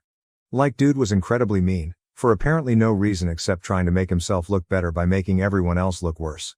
This one thing wasn't true to me specifically because I'm male, but his meanness seemed to apply especially to women. A few comments were about how working in this field isn't for moms and they should be raising kids or whatever, and some other very bad stuff. But management seemed pretty content keeping him around because apparently he was a pretty good worker and they liked that he was ambitious. Fine. My trial period ends. I am offered a permanent position, but decide this is not the place for me, as I don't love being anybody's workhorse, and have very little interest in sticking around in Jerk's vicinity. I respectfully inform them I will not be sticking around and go find work elsewhere. On my last day I come to say goodbye. Management says they're sorry to see me go. Colleagues wish me well and say they're gonna miss me. Jerk goes, "Ha, told you OP wasn't gonna stick around. Good riddance. Maybe this field isn't for you either." Very loudly. I leave. I'm not very confrontational and I don't have to deal with him anymore anyway, so I just go. Some time goes by and I'm now employed elsewhere. I'm happy and doing well. I love my work and my colleagues. I've been promoted, and I don't really think about Jerk anymore, except, apparently there's a relative influx of applicants from Jerk's company. Relative because again, very niche market. Whatever. My boss knows I did a trial period over there, so whenever an applicant comes up, he asks me about my experience with them. There are very few people I dislike, so when asked, I usually give my honest opinion, which is usually very positive. But guess whose application we suddenly receive? It's Jerk. My boss asks for my opinion, and I say, look, I have personal feelings about this person, and I can't be objective. Boss, knowing just how positive I usually am about basically everyone, asks me what's up, and eventually I tell him. I tell him everything. Jerk, obviously, doesn't get hired. I assume that's the end of that. Few days later we had a family dinner. My mom goes, "Wait, you had a trial period at that company, right? Do you know Jerk?" Well, my mom knew there was a person I really didn't get along with at that company and the shitty things they did. I tell her it was him.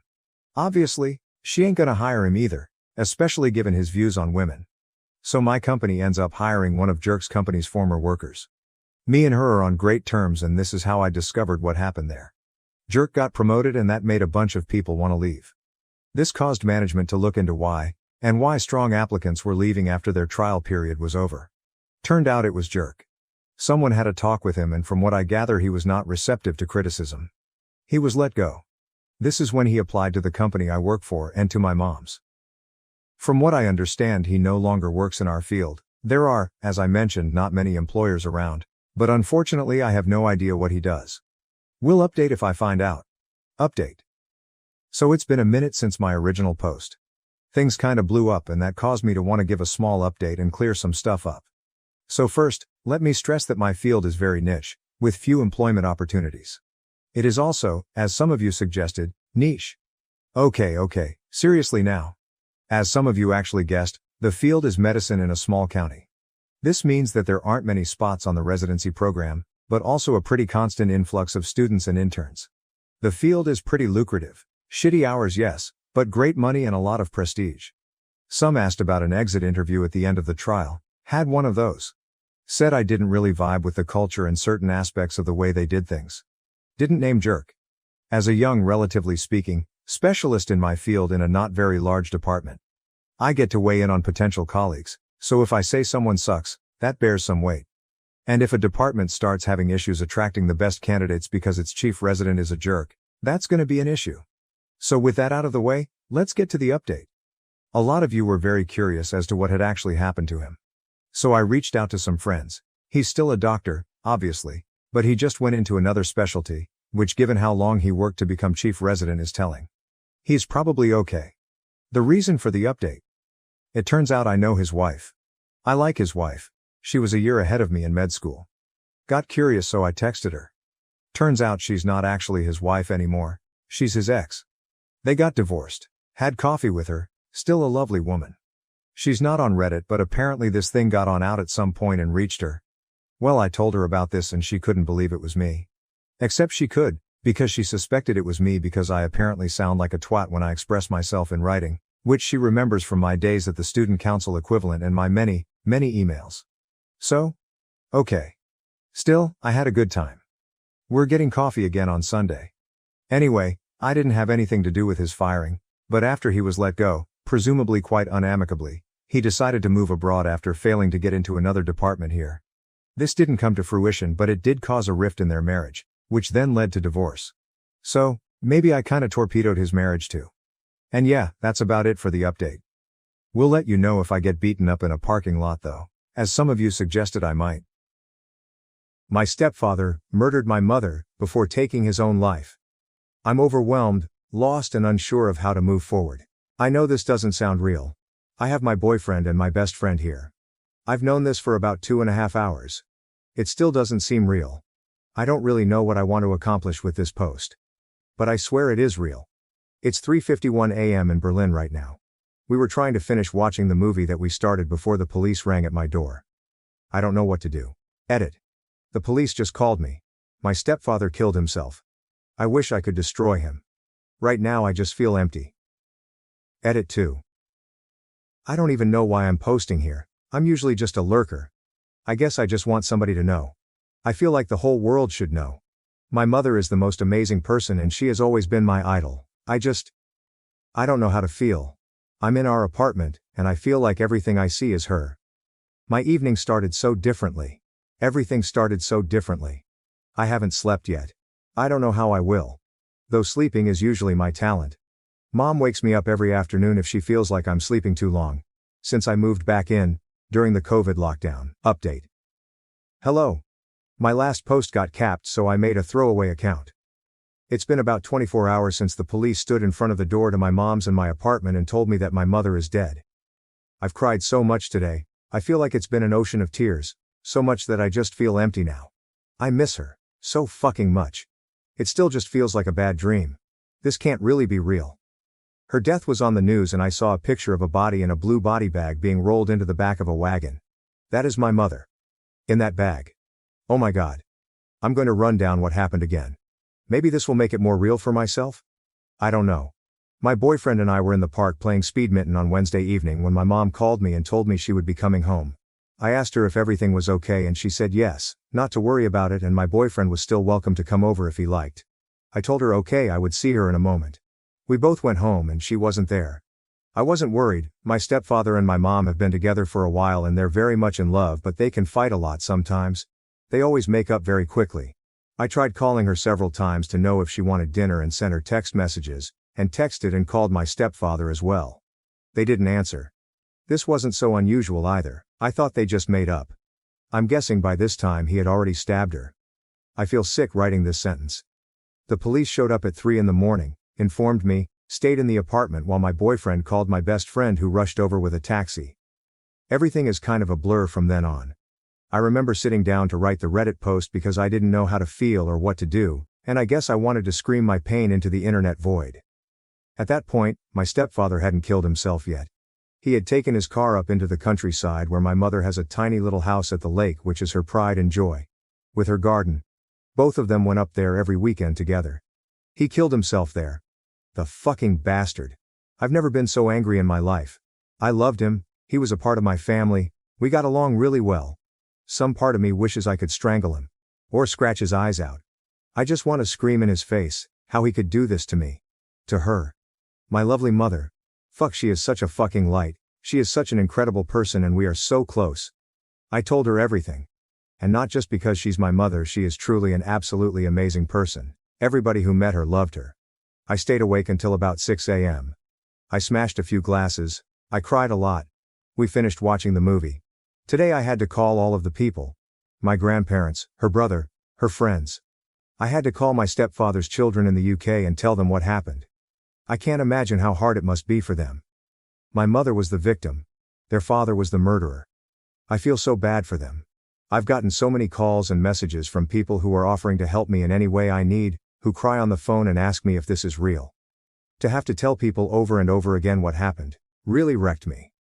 Especially my grandparents. My granddad. I don't know how he's going to get through this. He just kept screaming no, no. Not my mom's name. I have to go to the police today to give a statement. Probably talk about their relationship. I have to be there in 412 hours and I haven't really slept yet. I can't really eat either. I just feel like throwing up, just thinking about food. I wanted to thank all of you for your comments on my first post. I know we don't know each other, that I'm just some faraway voice on a screen with a terrible fate. But I did feel better reading your hugs and encouragement. I will have to think about getting a lawyer. My dad is sleeping in the other room. We're going to have to figure out how to get here. Some part of me honestly doesn't see a point anymore. There's so much pain in my life. I've had so many bad experiences. I got through a rape and a drug problem and everything was on its way up. And now this. But I love my mom more than anything, and I can't disappoint her, and I'm going to need to be here for my dad and me. I'm sorry for the long text, I just feel like I need to get something out. I feel so lost and empty. I miss my mom. Update. Hello. I guess in some way I wanted to give you people an update on what has been going on with me. When I posted my first post, I was slightly drunk. It was the night the police showed up at my house and rang the doorbell, and I was confused. All of your messages from random strangers, helped me in some way. I'd like to thank whoever sent me that poem by Mary Elizabeth Fry. Do not stand at my grave and weep, we used that for the invitation to her party. And also Bianca, who painted that beautiful painting of her which she sent me by email. Thank you. The poem by Mary Elizabeth Fry. Do not stand at my grave and weep, I am not there. I do not sleep. I am 1,000 winds that blow. I am the diamond glints on snow. I am the sun on ripened grain. I am the gentle autumn rain. When you awaken in the morning's hush, I am the swift uplifting rush of quiet birds in circled flight. I am the soft stars that shine at night. Do not stand at my grave and cry, I am not there. I did not die. Also, fair warning, this might be quite a long post. This might trigger someone, and I've been writing this post over several days as more information keeps trickling in, and the picture of that night is becoming clearer and clearer. I think I'm also mainly writing this for myself. What happened that night, the 23rd of July, is just still so surreal. I'm sitting at my mother's desk right now, in her little office in our apartment that I grew up in Berlin. Her presence in some way is all around me. It has been 23 days since the police showed up in front of my door at 3 in the morning and asked if they could come in. Since my stepfather hung himself. Everything has been so confusing, it's all sort of a mixture between crying, screaming, yelling, throwing things, and just emptiness. I go through phases. Someone linked that famous post about grief, and God, it's so accurate. And it's really hard to cope. Since that night I haven't ever actually been alone. This is somewhat exhausting to me in some ways, but probably also very important. I'm going to go through the series of events and facts because I also want to set it right. Since in the media, since some of you found the articles online and connected the dots, there is so much false information, it's hard to believe. My mother and my stepfather were together for 8 years, and he has only been living in Berlin since then. He has children from his previous marriage, that is all I will say. I am my mother's only daughter. He did not call me and confess to what he did, as many report. But he called some vaguely mutual friend who he walks his dog with sometimes. This was sometime after 11 p.m. At this point he was already up at the summer house. It takes about 1 hour and 45 minutes to get up there. This means my mother had been dead for about 2 hours. It says so in the police report as well. The summer house did not belong to my stepdad, but to my mom. She poured all of the little money she had, and renovated it by hand. It does not in any way belong to him. The police showed up at my mom's and my apartment late at night. They didn't know the address of where he might have gone and were also worried he might come and harm me since he had the keys to our apartment as well. I was watching a movie with a friend of mine. I posted on Reddit a few hours later. The news articles started coming out the next day, connecting my stepfather to a celebrity. I posted because I needed help. This celebrity and my stepfather are by no means friends. They are acquaintances, and there is no reason for him to be brought into any of this. That was Wednesday night. Thursday morning. On Friday I was at the Landeskriminalamt, criminal police, and gave a 3-hour statement about them and their relationship. This next part is about my feelings and mainly about my mom. Feel free to skip it. Since then my whole world has been turned upside down. My mother, the person I honestly loved most in the whole world, was just torn from me. It feels like I have this big bleeding hole inside of me. I'm not crying all the time, sometimes I feel okay, but more like empty. My mother has been with me my whole life. The whole 21 years, and I'm not just saying this because she is dead. She is honestly the best mother you could wish for. She is goofy and caring. Her laugh is infectious. She has such integrity. She is the most animated person. When she tells a story she will get up from the table and gesture all around. Her eyes are so shining. I think I might show some pictures of her, because I want people to recognize her beauty. I want the whole world to know she is gone. Because this is an honest and devastating loss to the world, believe me.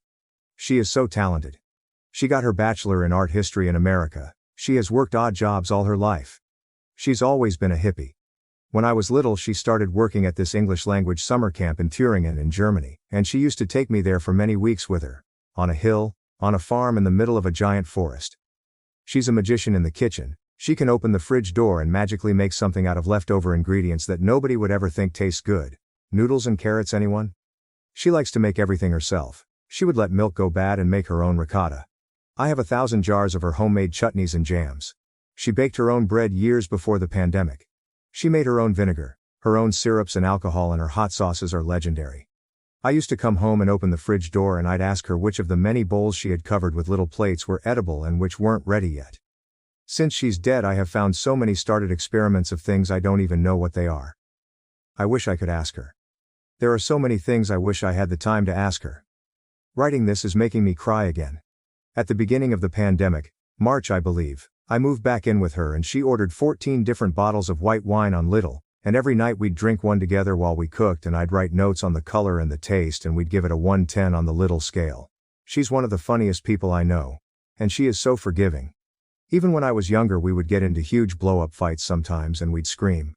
But 5 minutes afterwards she'd come into my room and she'd apologize and tell me she loved me more than anything in the world. We told each other we loved one another all the time, sometimes just randomly, and hugged each other. I'm so grateful for this. I would say we had a rare mother-daughter bond. I love her with all my heart. She has always been my idol, my role model. If I'm even half the person she is, as generous, hilarious, creative, emotional, forgiving and understanding, I will be lucky. I see her face in front of me all the time. I can hear her laugh. Fuck. I'd really give anything for her to be with me right now. Anything. It really tears me apart. If it weren't for her, I would have probably been dead 2 years ago. She pulled me out of my dark holes. She loved me unconditionally. She isn't just my mother. She is my best friend. And I will never ever forgive him for taking her from me. Especially since more and more facts are coming out. End of emotional bit. It's important to preface that I knew their relationship, or to be more exact, I was the closest to both of them together. And it's important to understand that he wasn't some creepy, abusive, scary bad guy. I loved him. He was like a best friend to me. When he came into my mother's and my life, I took him in with open arms.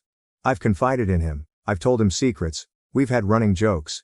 We made bets with each other that I usually won, and he had to pay up. He was my family. This makes me feel just as conned. I feel cheated. I feel like I've been blind. I've had bad fights with him as well, and I knew about their fights, but I didn't see this coming. Not even a little bit. I would never put my mother in harm's way. I guess this is why she must have kept things hidden from me. The murder happened in his apartment.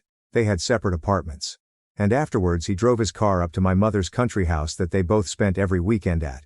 Hunting mushrooms, planning and building things, going swimming in the lake that's right in front of the door.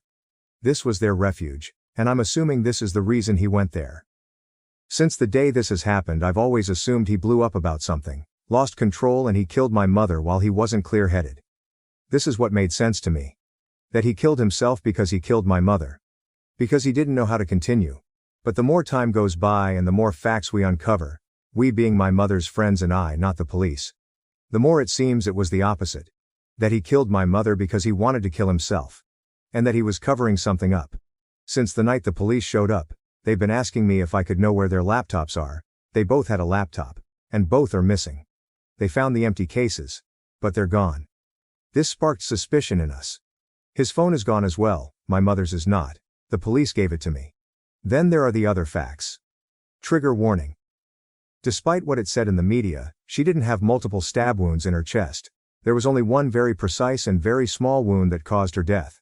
He only let someone know what he did after he was up at the house. When he arrived at the cabin, he apparently parked normally, even greeted one of the neighbors. The pieces are falling into place. That this was cold-blooded. I don't really know why I'm writing all this down in a Word document and why I'm going to post it on Reddit, but I need to share. I feel so much hatred and so much anger. I feel it boiling underneath my skin and it keeps threatening to come out. I've smashed so much stuff. I've gotten so angry. Sometimes I snap and I scream at people, and other times I just cry and beat my pillows. And sometimes I'm very calm. I can still feel joy.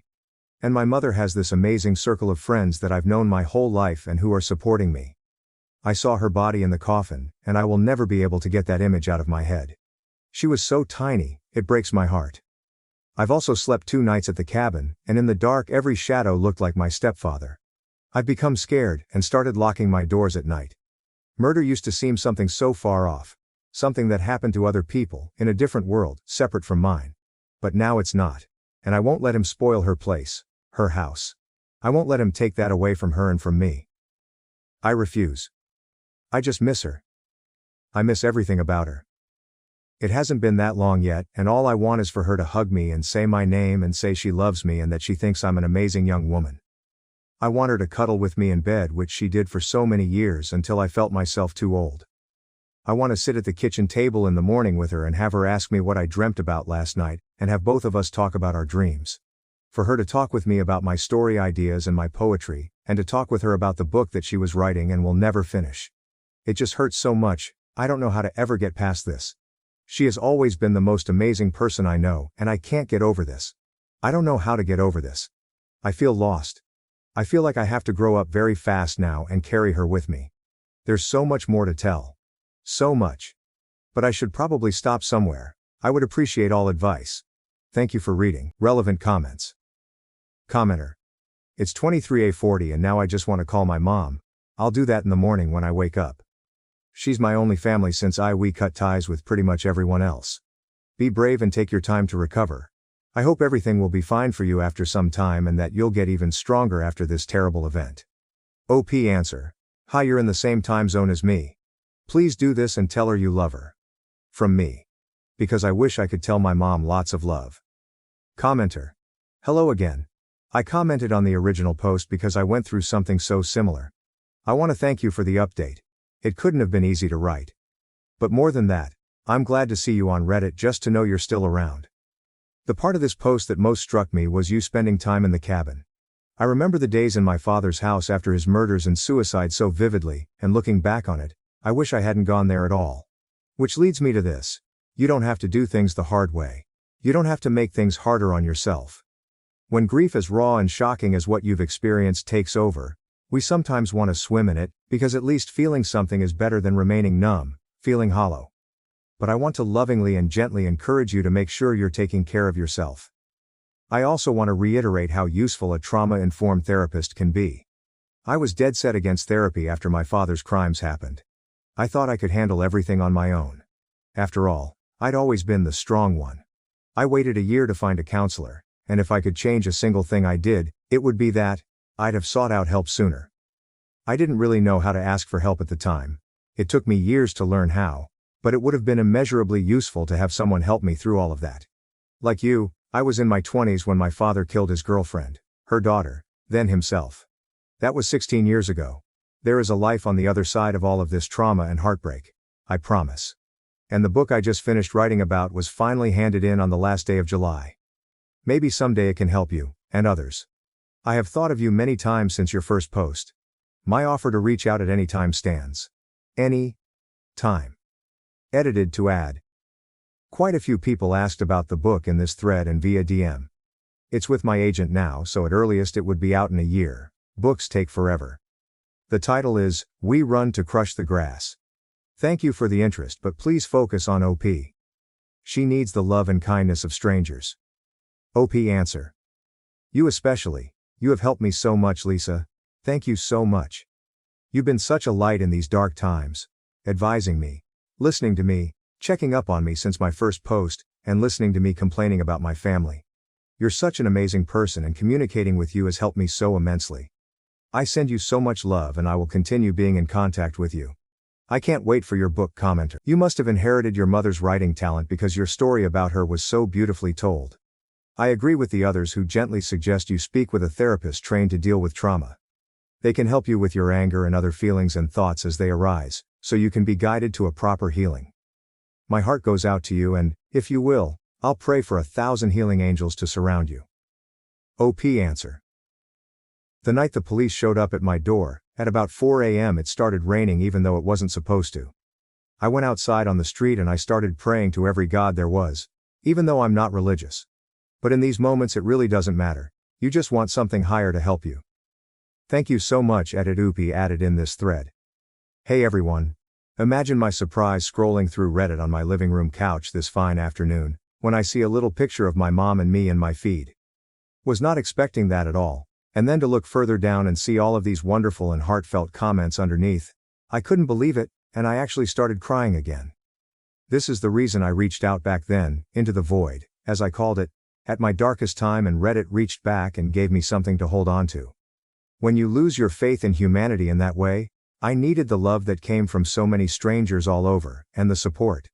Yesterday was actually my birthday. I just turned 25, so it has been a bit over 3 years, and I can't believe that 3 years have passed. I can't stand to believe that much time has passed without her. Thinking about it makes it hurt more. I miss her so much. Thank you to everyone for worrying about me and wishing me well. I'll give a quick update, and one of these days maybe sit down and write something more out. I've been in therapy for almost 2 years now, and I have a wonderful therapist that helps me greatly. It took me a while to find her, and there was a lot of trial and error with former therapists, but she's amazing and I'm so happy I have her. She actually says that I have improved greatly. In a number of things, I'm a mess. Though my mother's murder is something that I've buried very deep down below in the darkness of my psyche, and we haven't quite reached it yet. Am I the asshole for getting upset and crying when my boyfriend let his best friend's wife alter the dish I prepared for dinner? Original post, throwaway account. My boyfriend, 28M, and I, 22F, met at work 2 years ago. Technically I was working part-time during undergrad and he was a customer, but after a couple of months, we started going out. I really love this man and nothing has happened on this scale before, so I'm very confused about it. My BF has a very tight group of friends. I am well acquainted with them, and their girlfriends. One of them, Dave, is married to Ellie. Fake names. Ellie is an excellent cook and often hosts dinners, and everyone brings a dessert to those dinners. I am the youngest in the group, so most times they brush off my requests for contributing or bringing in a dessert. However, the last time I asked Dave and Ellie if they wanted anything extra like wine or some sweet dish for dinner, they said I could bring one of those sweet dishes I make for my boyfriend. I'm Indian. And even though I can't cook as well as my mom, and I'm in a different country for studies, I called my mom up and had her teach me properly how to make a specific Bengali sweet, which is my favorite. I had my friends taste it and they said it was great. My boyfriend ate some and said it was excellent. Except, last night, I greeted Ellie and kept the dish in the kitchen. When the food was brought out and my boyfriend told everyone I made it, I saw that someone had added cinnamon powder to the sweet. You never have the sweet with cinnamon powder. The dessert tasted like cinnamon and I felt horrible. Though everyone said thank you and it was good, I think my face gave it away, and my boyfriend took me aside and said that Ellie had told him that my sweet looked too white, and thought some cinnamon might bring some color into it. I don't know, I just felt awful and I started to tear up.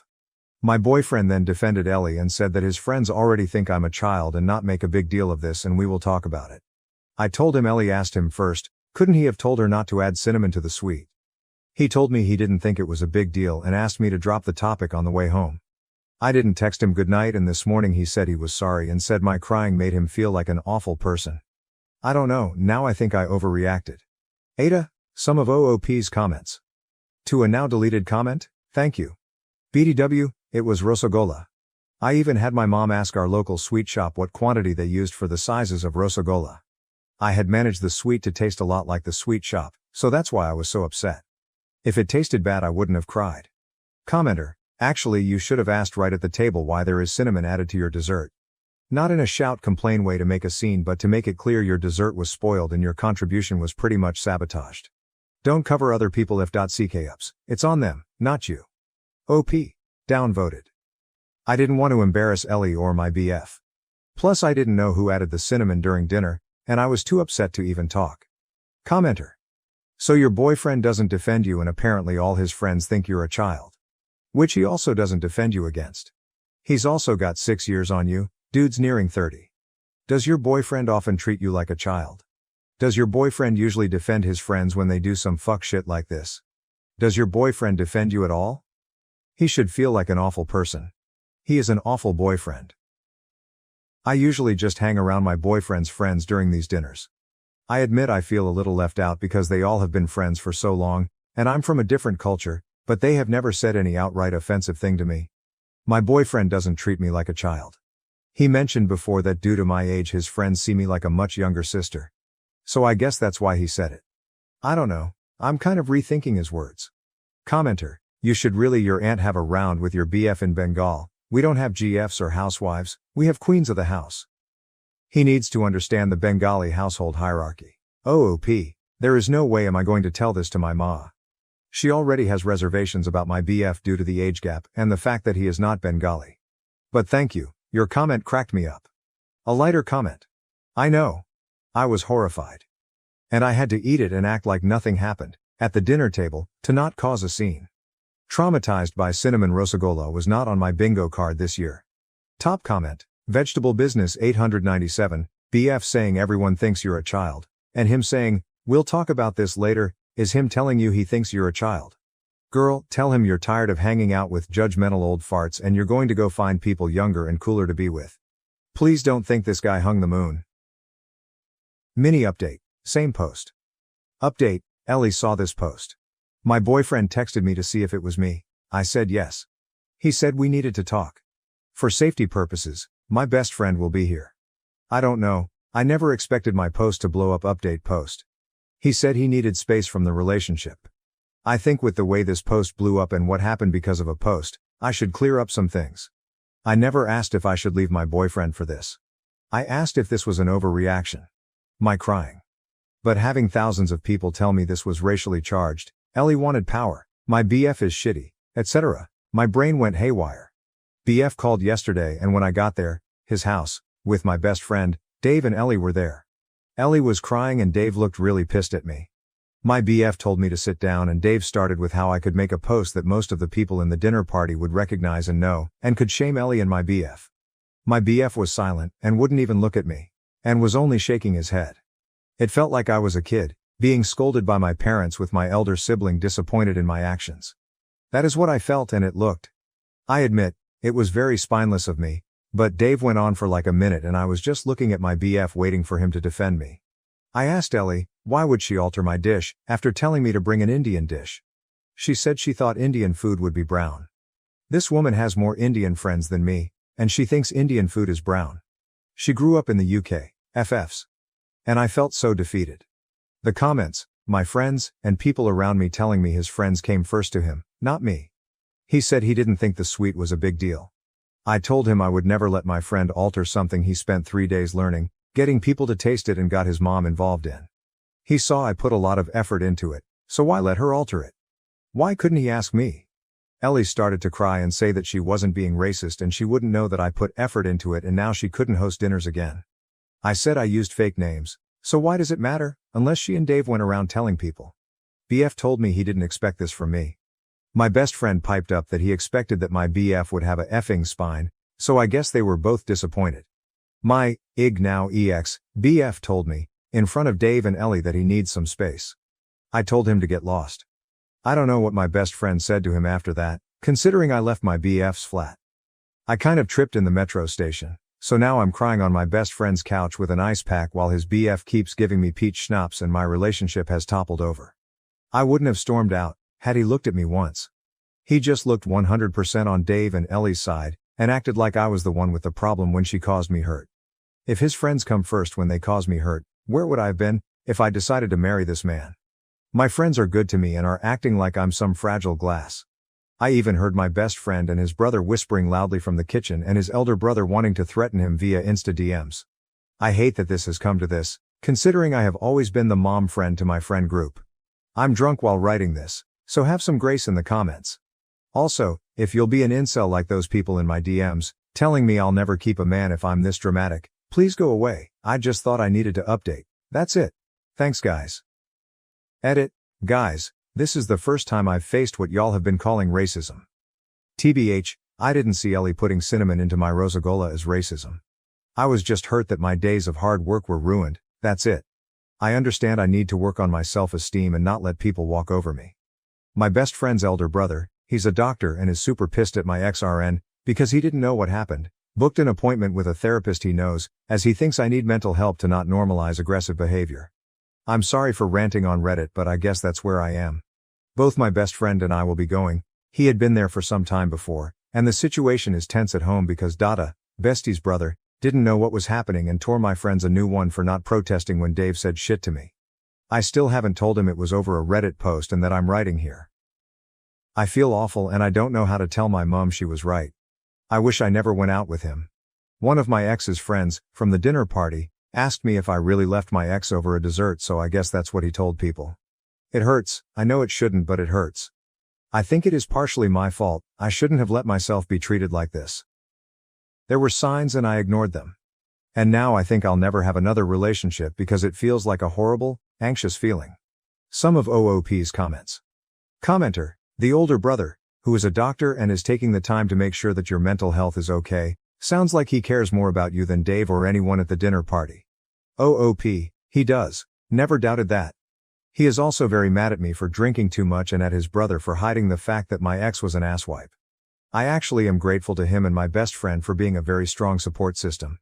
Commenter, completely unrelated thing. BTW, brown rosagolas exist in India too. They're not as sweet as the white kind, so I prefer the white ones. 3.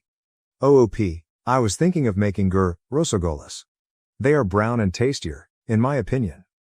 I think maybe if I had made them, this whole mess wouldn't have happened. Commenter, I'm really curious what this dessert is that takes 3 days to make, drop a link to a recipe. OOP, it does not take 3 days to make. I practiced 3-4 times and because I'm not a professional sweet maker it took me almost 6 hours all 3 days to properly make the kanna, or the correct amount of cardamom to put into the milk for a little cardamom taste. It takes a lot of time and you can find a lot of YouTube videos on rosagolas. Commenter, I say date Dada or the best friend. Dada knows how to treat a woman and he seemed royally pissed at what happened to her. Going as far as to get her therapy. I've had best friends and their family as mine before and I know they've never gone that far to help me. Is it just me or is it a little more than family, to get so angry on her behalf and try to help her mental health? OOP. My best friend is gay and is very much in love with his BF. That's the reason he was in therapy for some time. He has faced homophobia in our home country and needed counseling. And that's why his brother is overprotective of both of us. Where OOP is from for those curious. I'm from West Bengal, but not Kolkata, though I have spent a couple of years of my childhood there. To a different commenter, I am from a district that shares a border with Bangladesh, and both sets of my grandparents were from there. New update post. I'm again grateful for the barrage of supportive messages and chiding I've received from the internet after the cinnamon fiasco and my post causing a breakup. I am updating because I felt like I should just update about recent events and honestly, after just more than 2 weeks I have started to feel good about myself, even though I feel like shit whenever I remember my ex. I really hope I can put this whole thing to rest and I don't have to update again, for my sanity. Firstly, my ex called a few times last week. I had blocked him earlier, literally like 2 days after breaking up, and whenever he called my friends they wouldn't pick up either. I wanted to handle this matter gracefully. And unlike what some people commented, no, I did not want my issues all over the internet and did not understand what was happening. I just wanted some advice on how to deal with my emotions and didn't want my friends to be mad at my then BF. Thankfully, the trash took itself out. I still don't know if Ellie was racially motivated or if she just hated me. I don't even care now. I don't want a man who makes his friends scold me and humiliate me. I know I deserve to be at least somebody's first choice. Ex came to my best friend's flat. I don't live there, and from what I heard from my bestie's boyfriend, he said he was very sorry and he now felt like I didn't deserve to be treated like that. He had thought, when he broke up with me, that I was overreacting and it was just a small thing I made a big deal out of. But then a few of his friends explained to Ellie that it definitely was a horrible thing to do and told my ex he was a shit BF. Huh. Who knew he had nice friends too? Ex didn't say anything more after that. He was just sorry and he said he doesn't want more hurt between us. I have decided to not contact him. I'm just done. A lecture from my mother on dating idiot men and crying every night for over a week has made me lethargic, and on top, I am fending off Dada, Bestie's elder brothers, insisting that I move in with them for some time because I'm not eating well. My dad said it's okay if I do, my family trusts my bestie and his family a lot. Needless to say, my work and studies are suffering. I haven't heard from Ellie or Dave and I don't intend to. The person who asked me if I left my ex over a desert, I told her what happened and she was appalled. I don't know what she told my ex, for him to apologize. Honestly, I'm so done with that group's shit. I went to one therapy session and I didn't feel good. I know I have to keep going for it to actually help me, but I can't help feeling so down. I have never been so emotionally low in my life and I am officially not dating for the foreseeable future. I am planning a trip with friends after my final semester of my master's and I really hope I don't bring the mood down, For my friends who have been so supportive and have always made me feel I have family, even though I'm away from home. I don't know what I would have done without having my best friend and his boyfriend, who keep telling me to drink the pain away, and Dada keeps on talking about the negative effects of becoming an alcoholic. Overall, I'm closing this chapter, and I don't think I'll need to update again. I'm not ever talking again to Dave and Ellie or my ex, so I don't expect any more drama. I just want to settle down to work and graduate properly. OOP clarifies. Oh my god. I have not started drinking, guys. I rarely drink and just cry. The alcohol thing was a joke. I yelled at my wife that having a child with her was the biggest mistake of my life and that she had made me miserable. Now, I regret my words. Repost as my last post got removed. I have been with my wife for 4 years. I have a 5-year-old from a previous relationship. My 5-year-old, Leah, is from my first long-term relationship during college. We split shortly after her birth, as my then partner admitted to being unfaithful and not being ready to start a family. My daughter loves my wife. They are inseparable. My ex does not have much to do with my daughter or myself except cause the occasional drama. She did not want any custody or visitation time, so my wife is her mother for all intents and purposes. My wife is almost 8 months pregnant. She has shut me out of the entire pregnancy but refuses to admit anything is wrong. I feel completely ignored and hurt. When we first learned she was pregnant, she told me while I was making breakfast. Of course I was elated. However, since it was an unplanned pregnancy, I asked how she was feeling at first. She began smiling and crying about how excited she was. I picked her up, gave her a million kisses, and told her I was so excited to have a baby too and what a wonderful mother she would be. All good, right? She went all out to announce it to everyone else.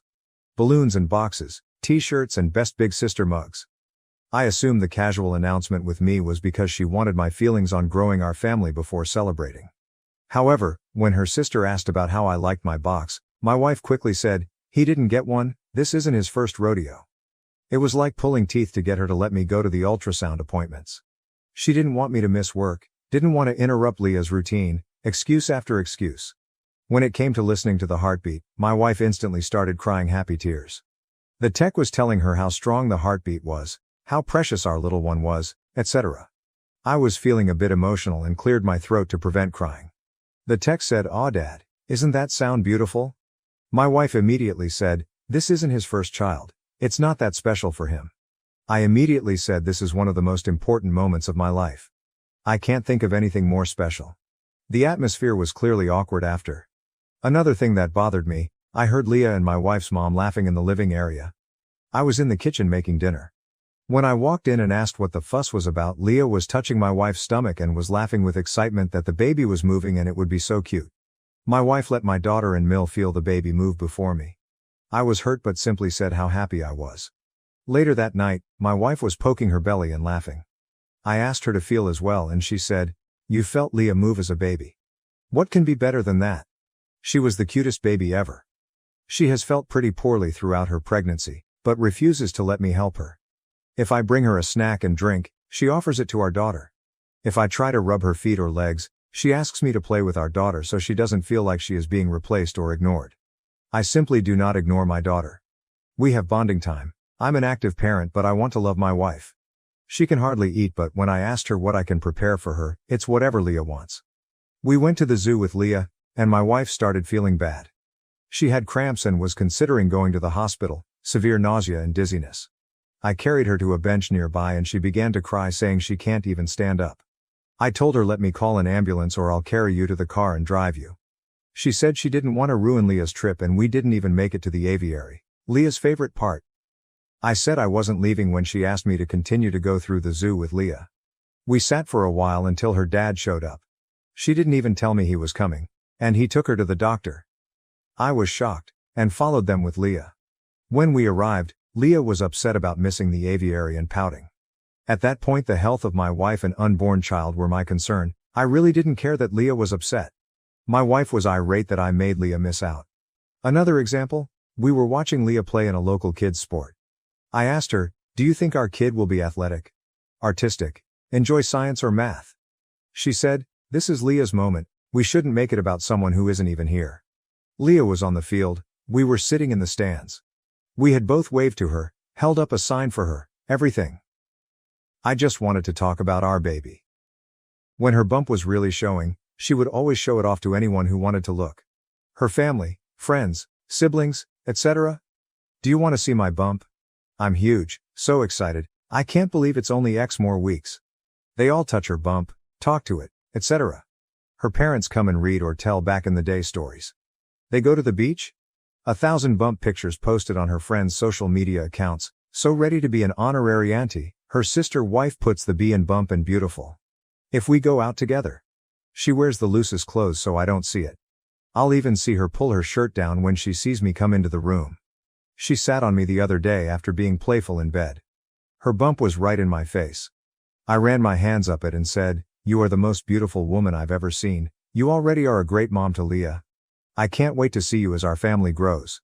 This was one of the first times I was really able to feel her bump, so I rested my hand there and said, "I love you so much already. I'm so excited to meet you. I hope you have your mom's eyes." She moved off of me and said, "I know ex-partner had a bigger bump than me. I bet it was fun seeing Leah move all the time. You don't have to act like you care. I know you've done this before." I said I don't think about it that way. Leah is special, but this is a completely new and different special because it was with her and our baby was someone completely new and special. She began to leave the room and I could see her shoulders shake from crying. I am 100% positive she is not cheating, nor has she ever. I just can't wrap my head around why she doesn't want me to be happy about this. The rest of the time is completely normal as long as I don't mention the baby. She is affectionate, initiates intimacy, brags about what a good husband I am and how great I've made this pregnancy. We plan for our future, have date nights, everything else. Unfortunately, we had a fight where I snapped.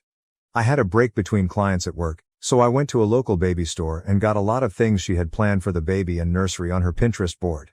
I came home and surprised her with flowers, a prenatal massage certificate, and her favorite food, as well as the baby items. She seemed very grateful, but when I came home, editor's note, OOP meant when he got home after going back to work again, the items were no longer there. She said she returned it to buy Leah stuff, as she was going to feel left out. I lost it, I cried for the first time in our marriage and yelled that having a child with her was the worst mistake I've ever made, that at least my deadbeat ex at least gave me the chance to know my unborn child. That I didn't care about the baby because she wouldn't even let me bond with it. I do care, have since she told me. That I hope she was as miserable as she made me and that she better be prepared for a custody dispute. She is a SAHM for Leah. She simply said, "I know you don't care about the baby, but I'll die before you take my baby from me." What? I have begged her to let me interact with her, our baby. I asked her if her therapist had any insight on why she was being like this. She said no, that she isn't doing anything. I told her what I said above and she said I had those experiences already so it shouldn't matter. I asked her if the baby was mine. I know it is, I was just being mean. She threw her phone at me and said, "Yes, go through it. I'll do a paternity test, whatever you need." I just called her parents and asked them to go to our house as we were having a disagreement and went to a hotel. I do not want to stress her or our unborn child, and I really want to repair this but I truly don't know how. I'm staying at an Airbnb for now until we can figure this out, but I truly don't know what to do. I miss her like crazy, and I can't even begin to understand why she wants to behave this way. I have apologized for what I said, but I can't take back what I said and I worry about when our baby will be born if she will even want to be a family with me, or let me have anything to do with our baby. I spoke with a mutual friend who says she is very distraught and says she can't be a single mom, loves me, but her actions prove the opposite time and time again even when I beg for change. Relevant comments. Why did you say those things? OP, downvoted. I said those things because I wanted to hurt her like she has been hurting me. It's as simple as that. I regret it. I have apologized. She has told me time and time again you shouldn't care, and I told her whatever I thought I could to hurt her. It was childish and immature of me, and it was a knee-jerk reaction. I hadn't planned on saying any of that. Commenter. Yeah, I can understand why you're angry. Has she explained why she has been saying those things? Resentment is a weird thing. She may not have even realized she had that until she became pregnant, but I do think that if that was something she'd been feeling, that it's something she should have spoken to either you or your therapist about.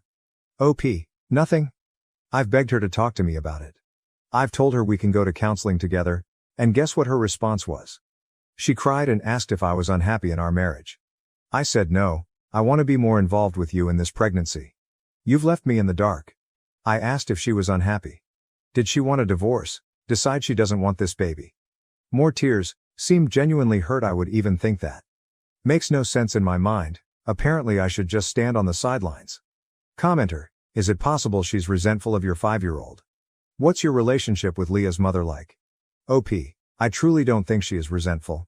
She adores my 5-year-old and I think she is probably the preferred parent. She takes her to the park, museums, mommy and me painting.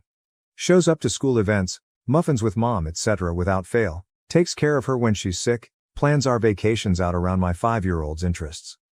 Her cousin had said something about not bringing her stepdaughter before, and my wife completely freaked and said that we don't use titles around here that make us feel like we aren't one family. She is my daughter and nothing less and will not be excluded, type thing. When she was first pregnant we took a short trip to see some of her family and she cried every day about missing Leah. She is in therapy and has been since we met for anxiety and depression, but it is clearly no help. I have brought up prenatal depression at her doctor's appointment but she really doesn't match as she is elated unless I specifically bring up the baby. Downvoted comment about seeing an attorney because he probably won't be allowed at the birth and they should just get divorced. It's definitely a fear in the back of my mind. I know Leah will be devastated. My wife already mentioned wanting her mom in the delivery room since I've already seen my kid being born, that it would only serve to embarrass her if I'm in the room this time. Commenter, you two need couples therapy immediately. You should have started it after her first or second comment. You've known for months things weren't right. Also, call her OB and explain what's going on. Ask them to make a record of her shift in behavior and stress that she's never done anything like this before getting pregnant. OP. I stupidly attributed it to hormones and other issues that come with pregnancy. She was sick for most of her pregnancy and for a lot of it actually lost weight, was constantly hungry but couldn't eat and became very body conscious. She is doing much better now and is a healthy weight and I genuinely thought it would get better. It's much easier to see in hindsight that the first few comments were deeper than that. Commenter, why the fuck did you say all that shit? She was acting really off, for sure, but you really fucked up. That's some awful, very possibly unforgivable stuff you just said. And you seemed like such a decent guy. OP, I am an idiot. I did fuck up, and I have apologized, not that it means much to her at this point. I said whatever I could say to hurt her. It was months of resentment building up. Months of begging for her to tell me what's going on, to let me in, to let me think of baby names with her.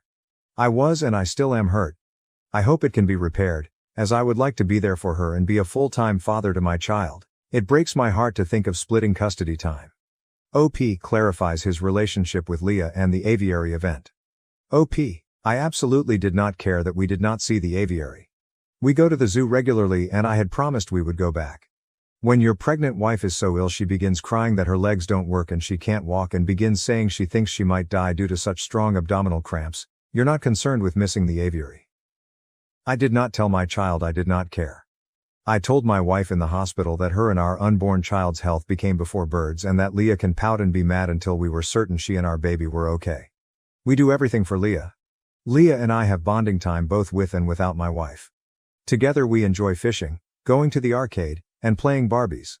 My daughter is confident in our relationship. Just the other day my dad said he didn't want to play horses with her anymore and she of course said, "Fine, I know Dad will always play with me."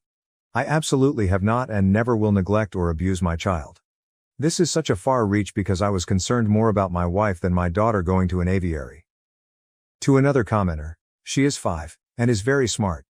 She knows that the hospital and ambulance are things people need when they are very sick. She completely understood my wife felt bad, even said I needed to get her tummy medicine so we could keep going. I didn't say, "We are leaving," cry about it. I did tell her we were following Mom and Grandpa to the DR because Mom was feeling very bad, and that we can come back another day, and said when Mom feels better we will get her an ice cream since she didn't get to see the birds. She pouted, all kids do. Did she see that I was more concerned with my wife? Yes. She even commented that Grandpa seemed upset. We live in a hot and humid climate and my wife went from red and using a fan to pale white and saying she was cold. It was scary for me. When you arrive at the hospital and want updates. Are you okay?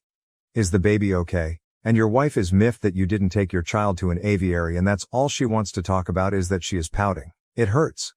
Commenter. And for someone who is a self-proclaimed good husband, why has he not addressed this with his wife before? If she is acting so out of character, and showing odd behaviors, why has he not talked to her about it? Every in-tune partner would be scrambling to get to the bottom of this after a few remarks. He just let that shit glide. OP.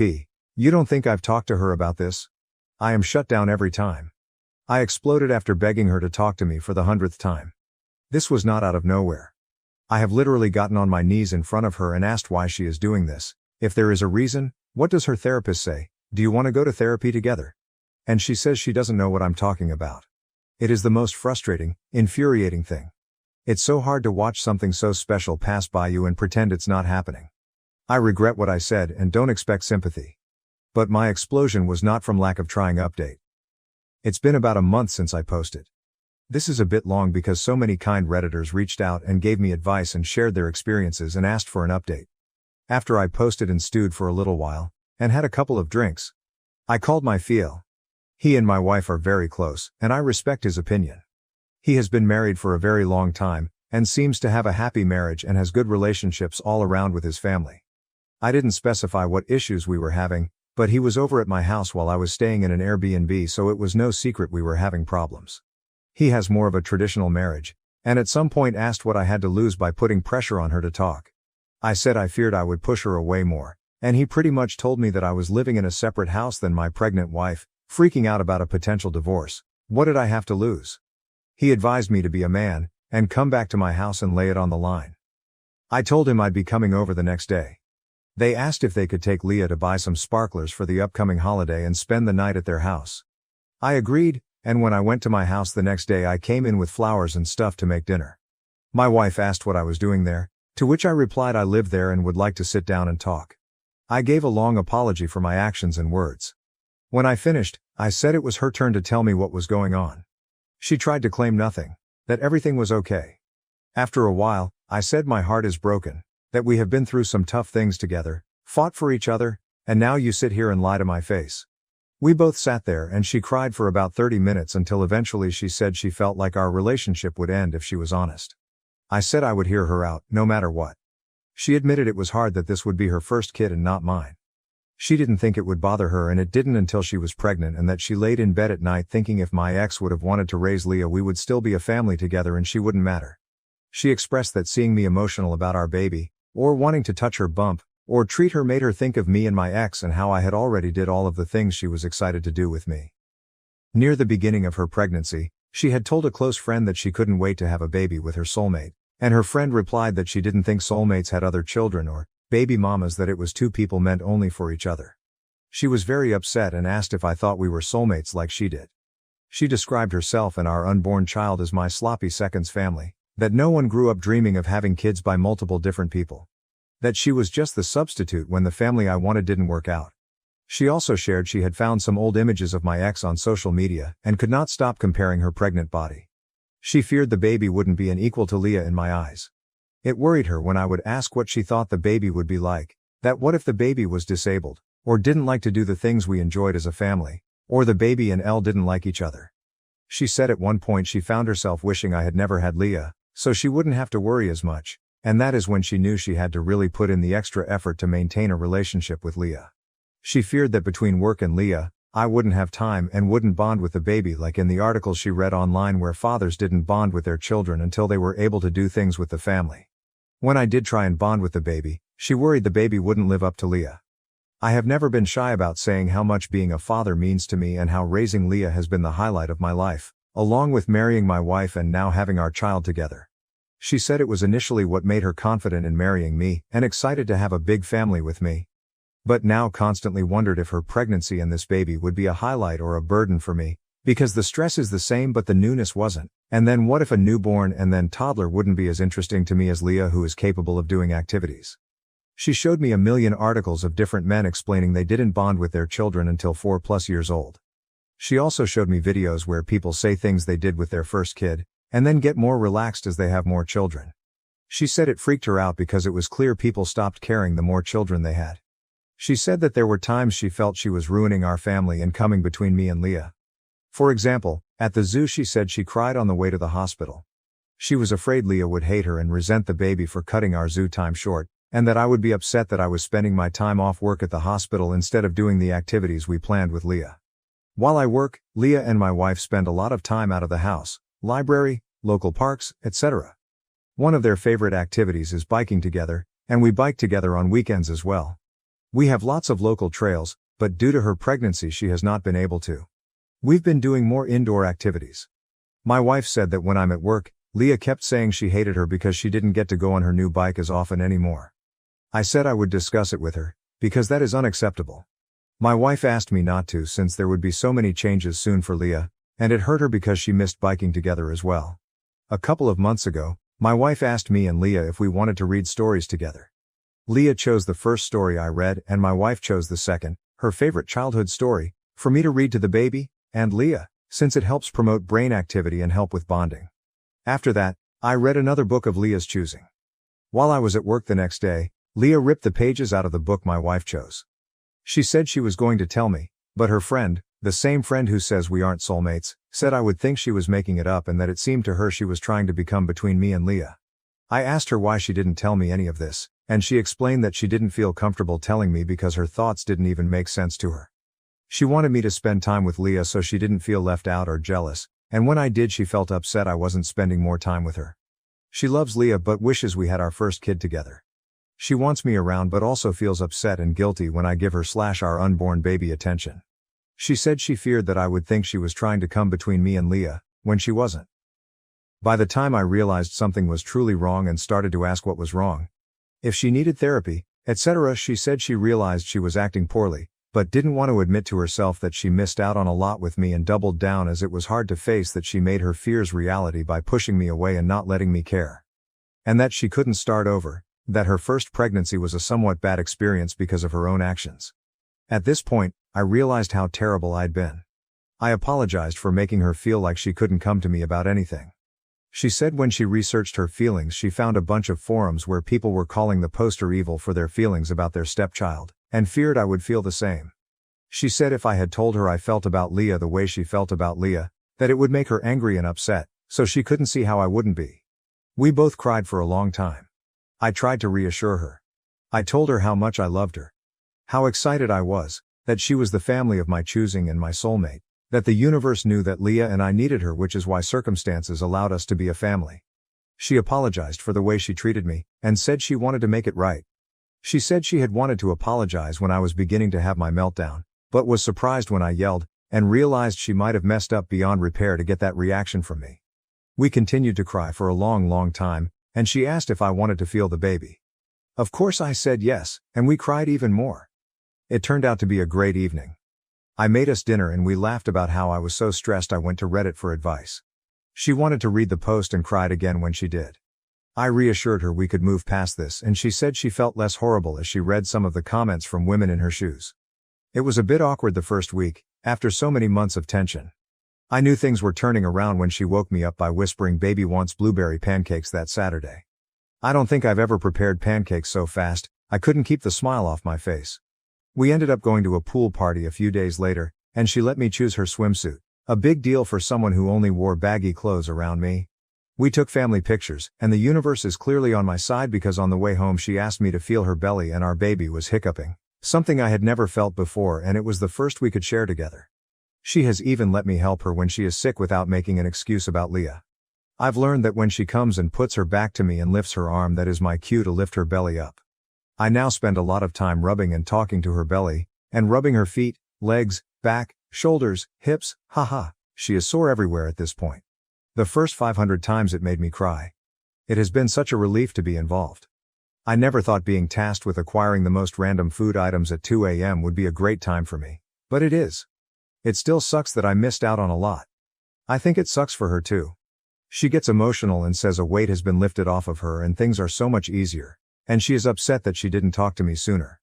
I have been working to fix some of my wife's guilt. I realized there were a lot of simple fixes. For example, I was able to go to my local bike shop and get a pull behind the trailer. Now, I pull her in that and she can use a small fan and ice packs, and Leah can ride her bike. I have taken off work so I can spend more time with them both. We are all in therapy and thankfully Leah's therapist is continuing to say she is securely attached to both of us, enjoys the time we spend together, is coping very well. Some of her behavior was due to another situation, which we have resolved, and she is excited to be a big sister.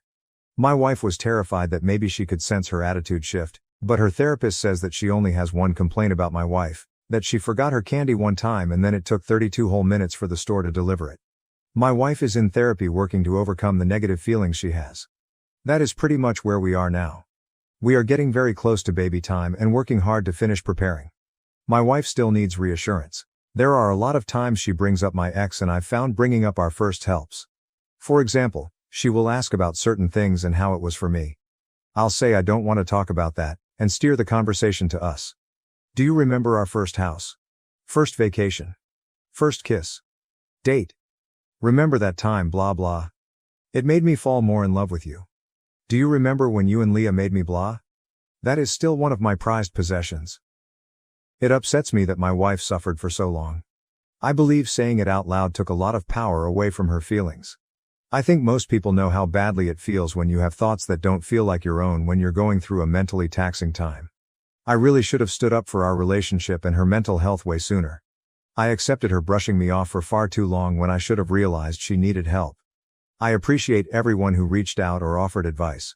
I posted this in detail with my wife's permission. She hopes that it helps someone out there struggling with the same feelings she felt. TLDR.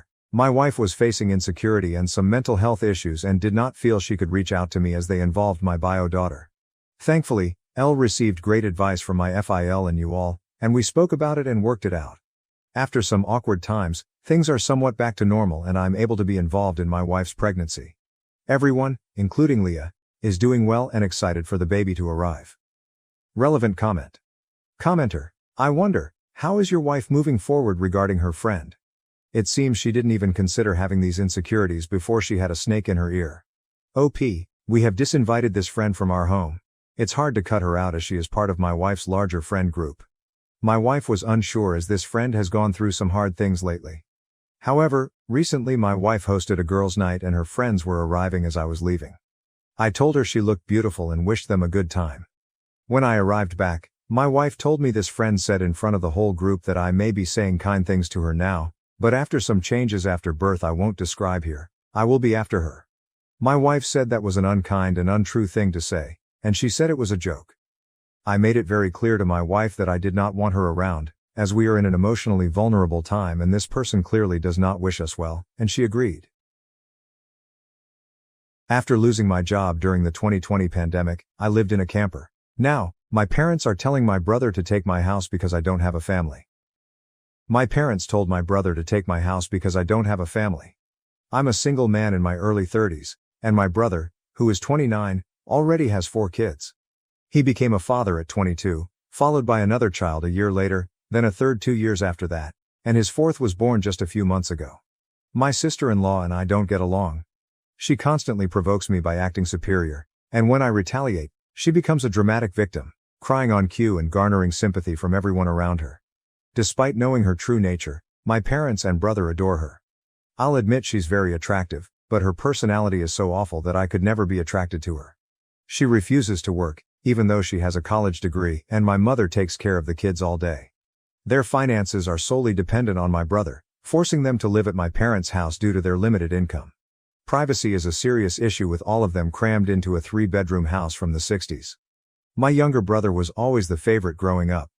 We're 3 years apart, but he developed a superiority complex because any retaliation from me was met with severe punishment. It was clear my parents favored him, giving him more of everything unless other family members intervened, which they often did. This led my parents to move us 150 miles away from our extended family to avoid scrutiny, resulting in us only seeing them on holidays. My brother was physically abusive, flirted with my first girlfriend until she broke up with me, and laughed at any of my misfortunes. My parents' advice was always to suck it up. They only treated me equally when they wanted to maintain appearances. It was almost amusing to see their discomfort when they had to treat me the same as my brother on birthdays and Christmas in front of others. Our nosy relatives loved gossip, so my parents worked hard to hide the reality, threatening to take away my possessions if I spoke out. When I turned 18, they celebrated my move out, even though I hadn't finished high school. Couch surfing was better than living with them. They didn't attend my high school graduation, but I didn't mind. Since then, I've only seen my parents and brother on holidays like the rest of the family. The 2020 pandemic hit me hard. I lost my job and couldn't renew my condo lease because my roommate also lost his job, and we couldn't afford the rent on unemployment. I love that 2-bedroom condo. As the lease ended, my roommate moved in with relatives, and I had to sell almost everything I owned to avoid homelessness. I shouldn't have rented such an expensive place, but I enjoyed the high life until it turned on me. I realized I should have chosen a cheaper place to save more money. I came up with a plan. I owned a truck because I love trucks, so I bought a $1,000 camper in good condition and attached it to my truck, planning to live in it temporarily. But I ended up living in it much longer. I initially hoped to park it at my parents' house, where my brother and his family lived. When I asked my parents, they said their house was full and we hadn't gotten along for the past decade. They would only let me park there if I paid rent equivalent to an apartment in my area, which was unaffordable for me as a jobless person trying to save my unemployment money. I might as well rent an apartment with that price. My parents called my camper an eyesore and told me to leave since we couldn't agree. My sister-in-law found it hilarious that I had to live in a camper, and my brother joined her in mocking me, calling me a homeless bum. I parked in a store parking lot that first night, scared out of my mind that someone might try to break in. I barely slept. I had nowhere else to go. Other relatives lived far away and my friends lived in apartments. I was attached to my area and didn't want to leave. I forwarded my mail to a friend's apartment, my only way to receive mail. Finding a stable place to park was quite a challenge. I spent months living a nomadic camper life while searching for a job similar to my previous one. During this time, I encountered numerous difficulties, from dealing with beggars and drug addicts to people demanding I leave because they considered my camper an eyesore. Once someone claimed to be part of an HOA and told me to move, even though I wasn't parked near any houses. When I questioned which HOA, they became aggressive and threatened me, so I moved to avoid trouble. To maintain a steady supply of electricity, I learned to use a long extension cord to recharge my camper batteries by plugging into any available outlet. This often meant sneaking around and using an outside outlet of a random building while parked on the street. Though I know it's not ideal, I needed to keep my refrigerator running. I had a small solar power bag for my phone, but I didn't have a generator, which would have been noisy and required fuel. So I did what I had to do. After months of this lifestyle, I finally secured a new job. I had to move to a neighboring city to find a non-retail job. I had promised myself never to work retail again after college, but I was close to breaking that promise. Although I was still receiving unemployment benefits, I had no stable place to live and didn't want to be jobless when the benefits ran out. Plus, I was incredibly bored with only reading, watching movies on a small portable DVD player, using my phone or laptop, and keeping track of where I could park and use public bathrooms. I envied the Japanese for their public bathhouses, which we could really use here. When I landed the job, I practically lived in the back lot of the building, in old employee parking spaces by the warehouse that no one else used because they were so far back they were almost forgotten.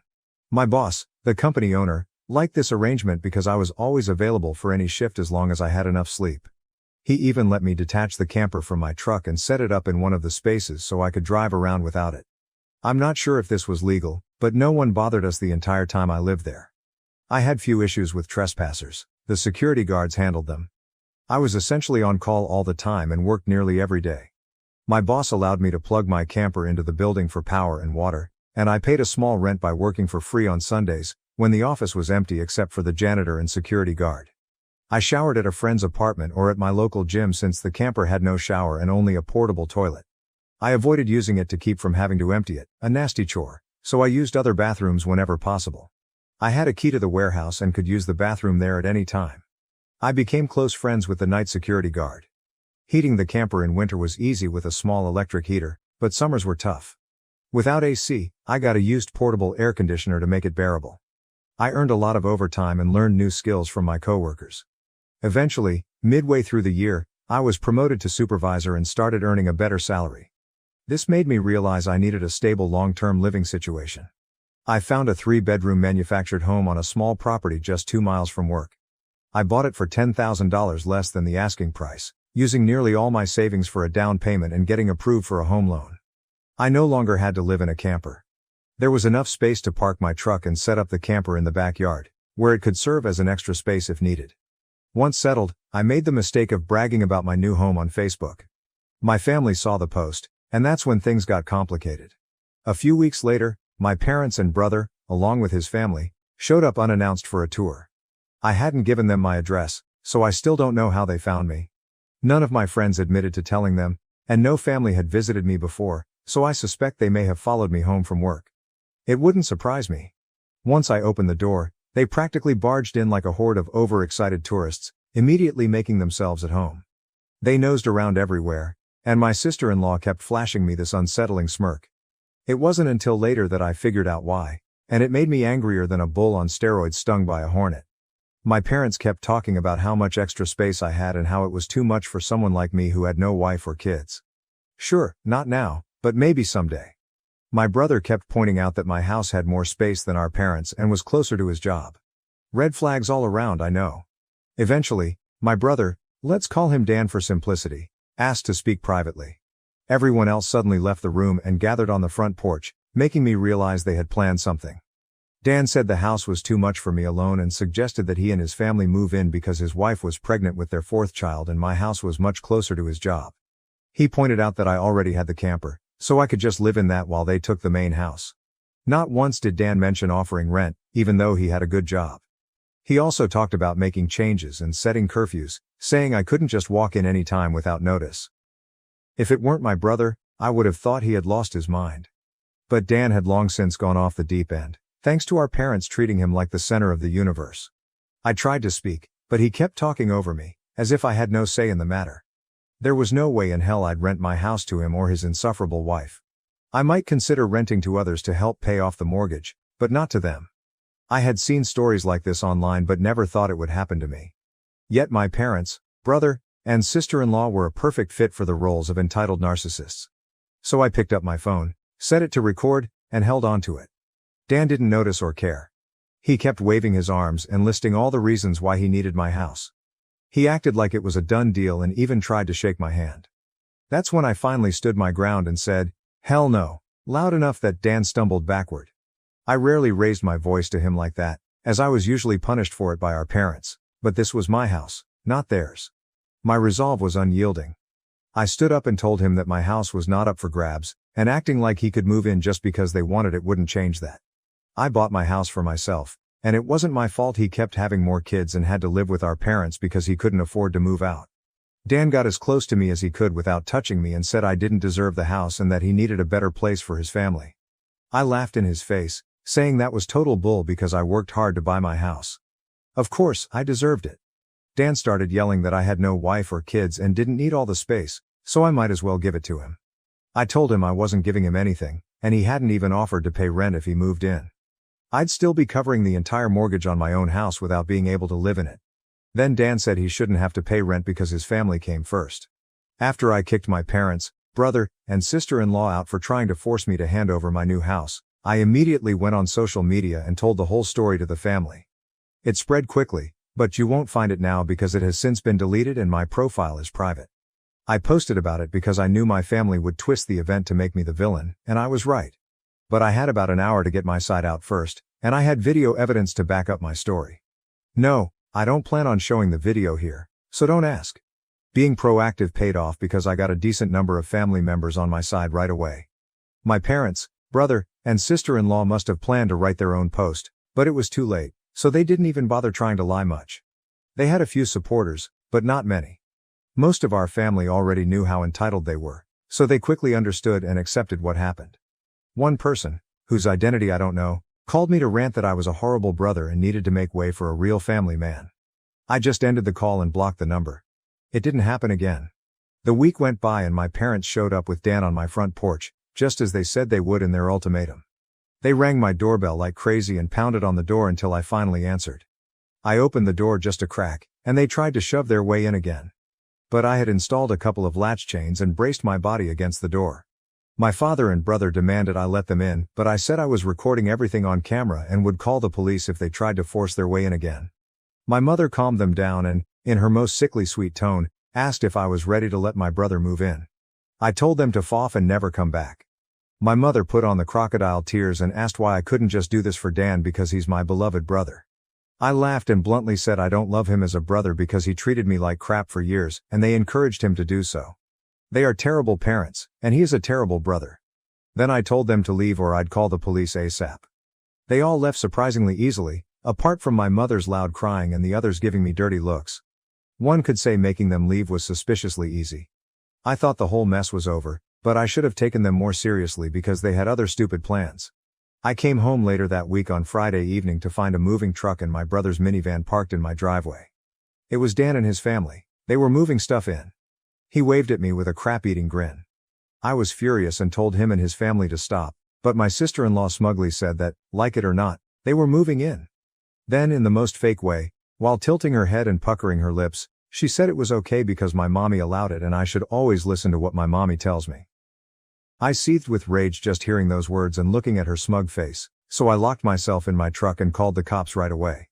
When they realized what I was doing, my sister-in-law started pounding on my window and yelling at me to stop, saying I couldn't do this to her because she and Dan needed the house. She cried, "Why can't you just do this for Dan?" I responded, "F Dan, it's my damn house, not his." Then she threatened to key the side of my truck unless I stopped calling the police, all of which the 911 operator heard thanks to the window being slightly open. I told my sister-in-law that if she damaged my truck, I'd sue her, and she was smart enough to retreat.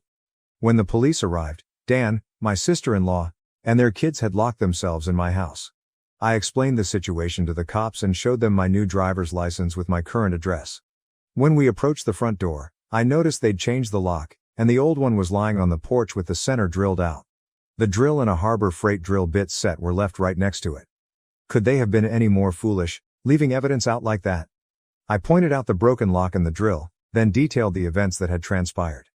It seemed Dan had called our parents, as they showed up while I was talking to the cops. My parents immediately lied, claiming I had agreed to rent my house to my brother and his family. I countered, saying that was an easily provable lie. Dan and my sister-in-law finally emerged from my house with some papers, looking smug as if they'd outsmarted me.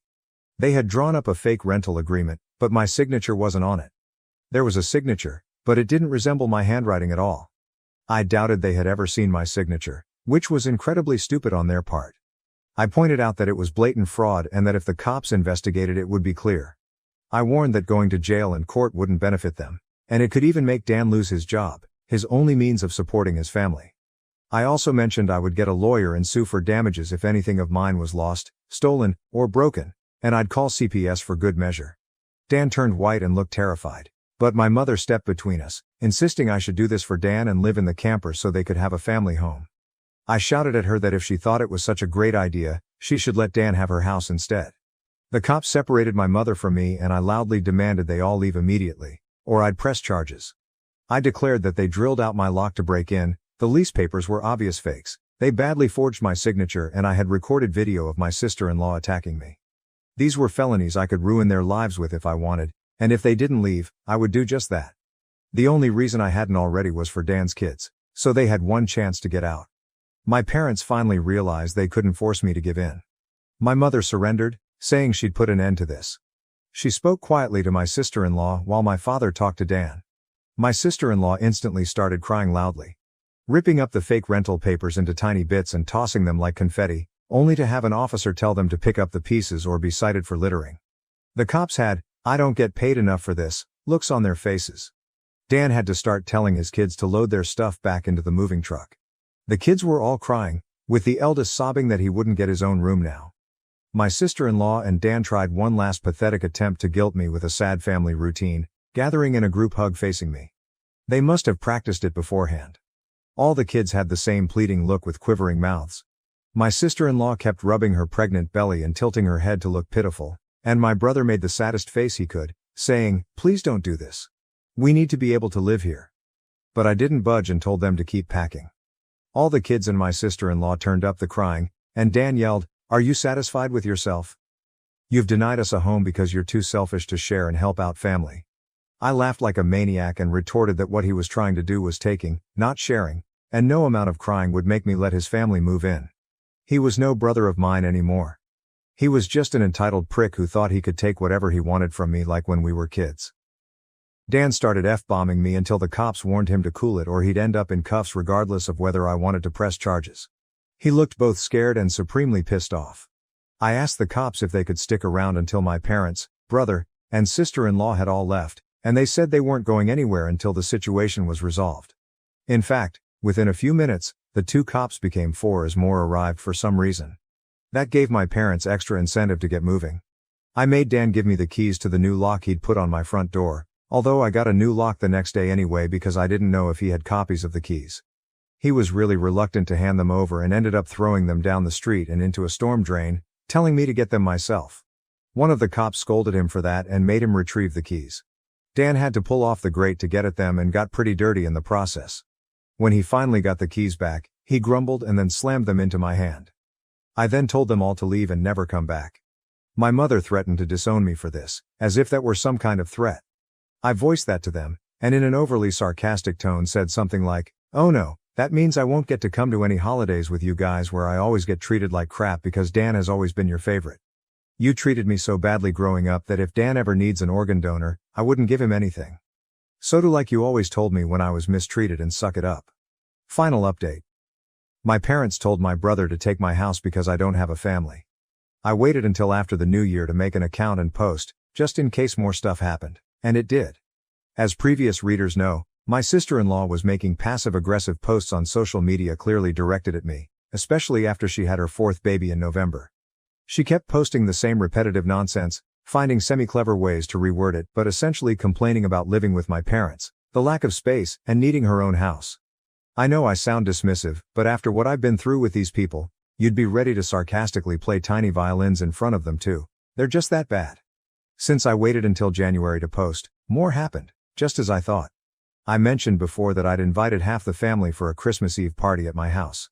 Everyone I invited came, even though it was a 3 to 4 hour drive for them. They wanted to come and show their support. They praised me for working hard to get a house on my own and apologized for everything I'd been through.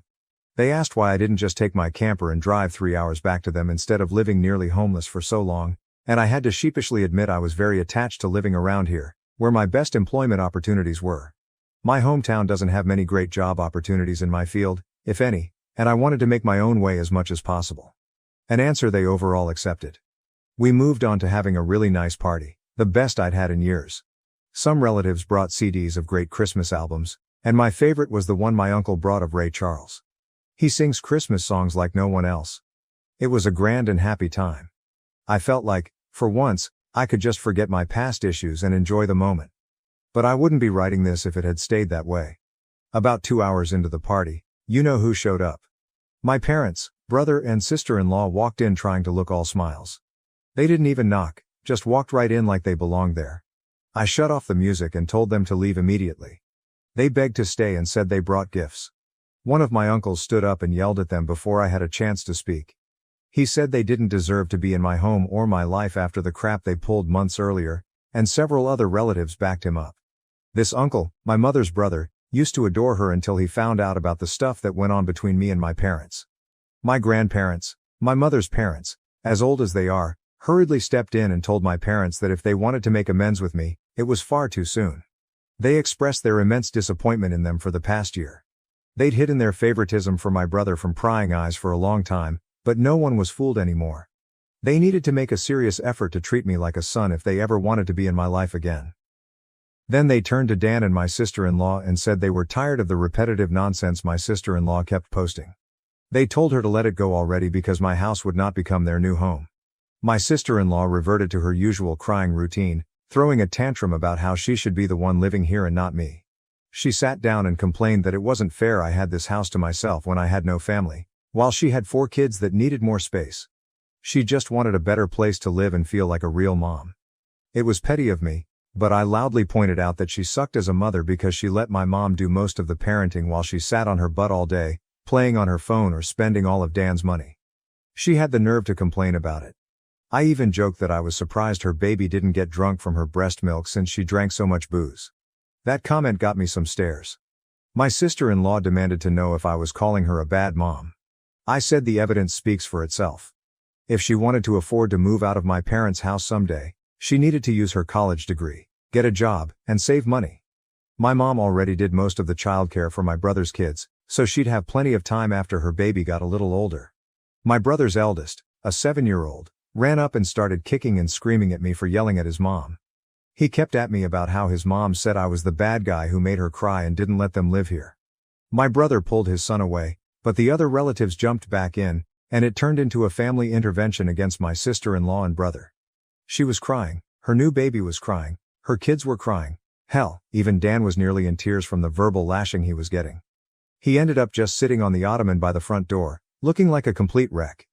He couldn't look anyone in the eye. He couldn't even say 2 words to me, Not with a house full of angry people ready to judge him if he tried to act like the golden child again. If they weren't there to hold him back, I bet this would have ended up like when he tried to take my house months earlier. By this point though, he'd been so thoroughly humiliated that his and my parents' reputation in the family was completely destroyed because the masks were off. Soon after, my parents, brother, and sister-in-law all left in defeat. The party resumed, and we all avoided speaking of what had just happened for the rest of the evening.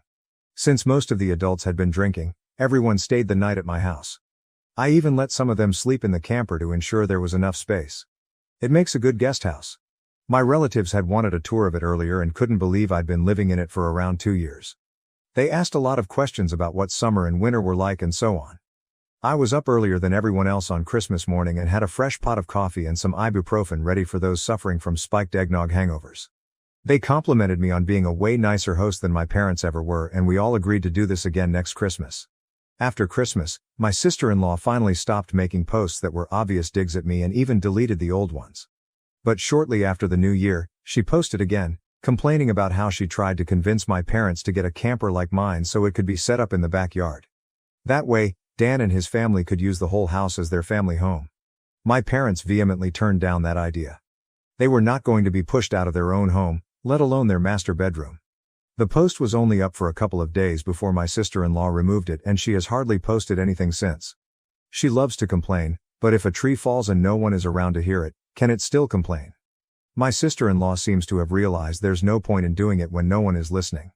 And Dan can't afford to move his family out on his salary alone anytime soon. If they end up expecting another child in the next few years, I won't be surprised. Things have mellowed down for me since then, and I've even invited friends over for a poker night. I suck at poker because I can never remember the rules, but so what? We get to drink beer and eat junk food while being merry idiots. We loaded up on Whoppers from Burger King and just had a great time, enjoying the evening and getting pleasantly drunk. I think maybe around summer I'll look into possibly dating someone. I'm not exactly getting younger, so fingers crossed that goes well. My camper just sits idle in my yard now, and I admit there are days I go out there just to spend time in it. After living in it for 2 years, it feels like my second home. Maybe one day I'll actually use it for camping as intended.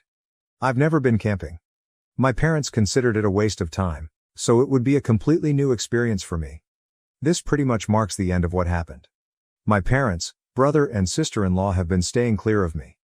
In fact, they've gone back to acting like I don't exist, just like before I bought a house. Not that it bothers me at all, it's better this way. But they'll inevitably come back in some way. I know they will. I just wonder what kind of stupid thing they'll do next. If anything notable like this happens again, I'll make another post if this account is still active. Sister-in-law hated me for years, had a tragic miscarriage. Then we welcomed her back, but she told my child she was his real mom. My sister-in-law despised me for years, but after she suffered a tragic miscarriage, we welcomed her back into our lives. Unfortunately, she began telling my child that she was his real mother. David and I have been happily married for 8 years, and we have a 4-year-old son named Tom. Tom is a lively, imaginative kid. Very attached to me, and a bit of a mama's boy. I cherish this bond, knowing that as he grows older, his interest will change, and he might not want to spend as much time with me. David and I make a great team, managing our home, raising Tom, and pursuing our careers seamlessly. This harmony stems from David's respectful and communicative nature, which has fostered a strong partnership between us. However, despite our smooth sailing, there's an ongoing issue with David's sister, Kathy. From the very beginning, Kathy has been difficult to get along with, maintaining a cold attitude towards me. David had warned me early on that while his parents would likely accept me, Kathy would be tough due to her protective nature. He was right. When we first met, Kathy bombarded me with questions about my background, all the while acting unimpressed and condescending. She would also bring up David's exes in our conversations, comparing them to me as if it were normal. During one dinner, she even suggested David join her and her friends on a girls' trip, claiming he needed to clear his head before committing to me. This remark annoyed me, and David noticed, asking her to back off politely. This brings me to a point of contention with my husband. While he does defend me, his affection for Kathy sometimes prevents him from setting firm boundaries. This emboldens her to keep pushing, believing she has his best interests at heart simply because she's the older sister. From that first dinner date, I knew Kathy and I didn't like each other. It stung a bit, but I wasn't about to bend over backward to win her over if she had already made up her mind. Despite this, I always remained polite during our encounters, though she never made it easy. One incident that stands out is David's grandparents' anniversary party. The entire family was invited, and I attended as David's plus one since we'd been dating for a year by then. Throughout the party, I enjoyed chatting with his friendly and easygoing family. The one person who completely ignored me was Kathy. I noticed and tried to stay out of her way. When everyone gathered for a group photo, Kathy loudly pointed me out, demanding I step out of the picture. She suggested David might break up with me and didn't want one of her brother's bimbos in the family photo. I was mortified as everyone around us looked uncomfortable. David tried to argue, but Kathy kept interrupting, saying I was just a random stranger and shouldn't have been at the party. Humiliated, I excused myself to find my car keys, determined not to spend another minute near her. David and his parents followed me, apologizing profusely. His mother tried to persuade me to return, but the moment was ruined. I heard his grandparents scolding Kathy, making me feel even guiltier for spoiling the day. I left immediately, considering breaking up with David, thinking I couldn't handle his sister's behavior. However, David showed up at my place later with flowers and pastries, apologizing sincerely. He told me everyone had reprimanded Kathy for her rudeness, and he had threatened to cut ties with her, which made her cry. David expressed his frustration with his sister's antics and reassured me he didn't want anything to do with her anymore. We had a long talk, and I felt comforted by his support. In the following days, David kept his promise. We stopped seeing Kathy altogether, and he ignored her calls. When she showed up unannounced at his house, he changed the locks and asked his parents to talk to her about respecting his privacy. With his parents' support, Kathy had no choice but to accept that her brother wanted nothing to do with her. We hoped this would make her reconsider her behavior, but it had the opposite effect. Kathy started calling and texting me, leaving threatening messages and blaming me for everything.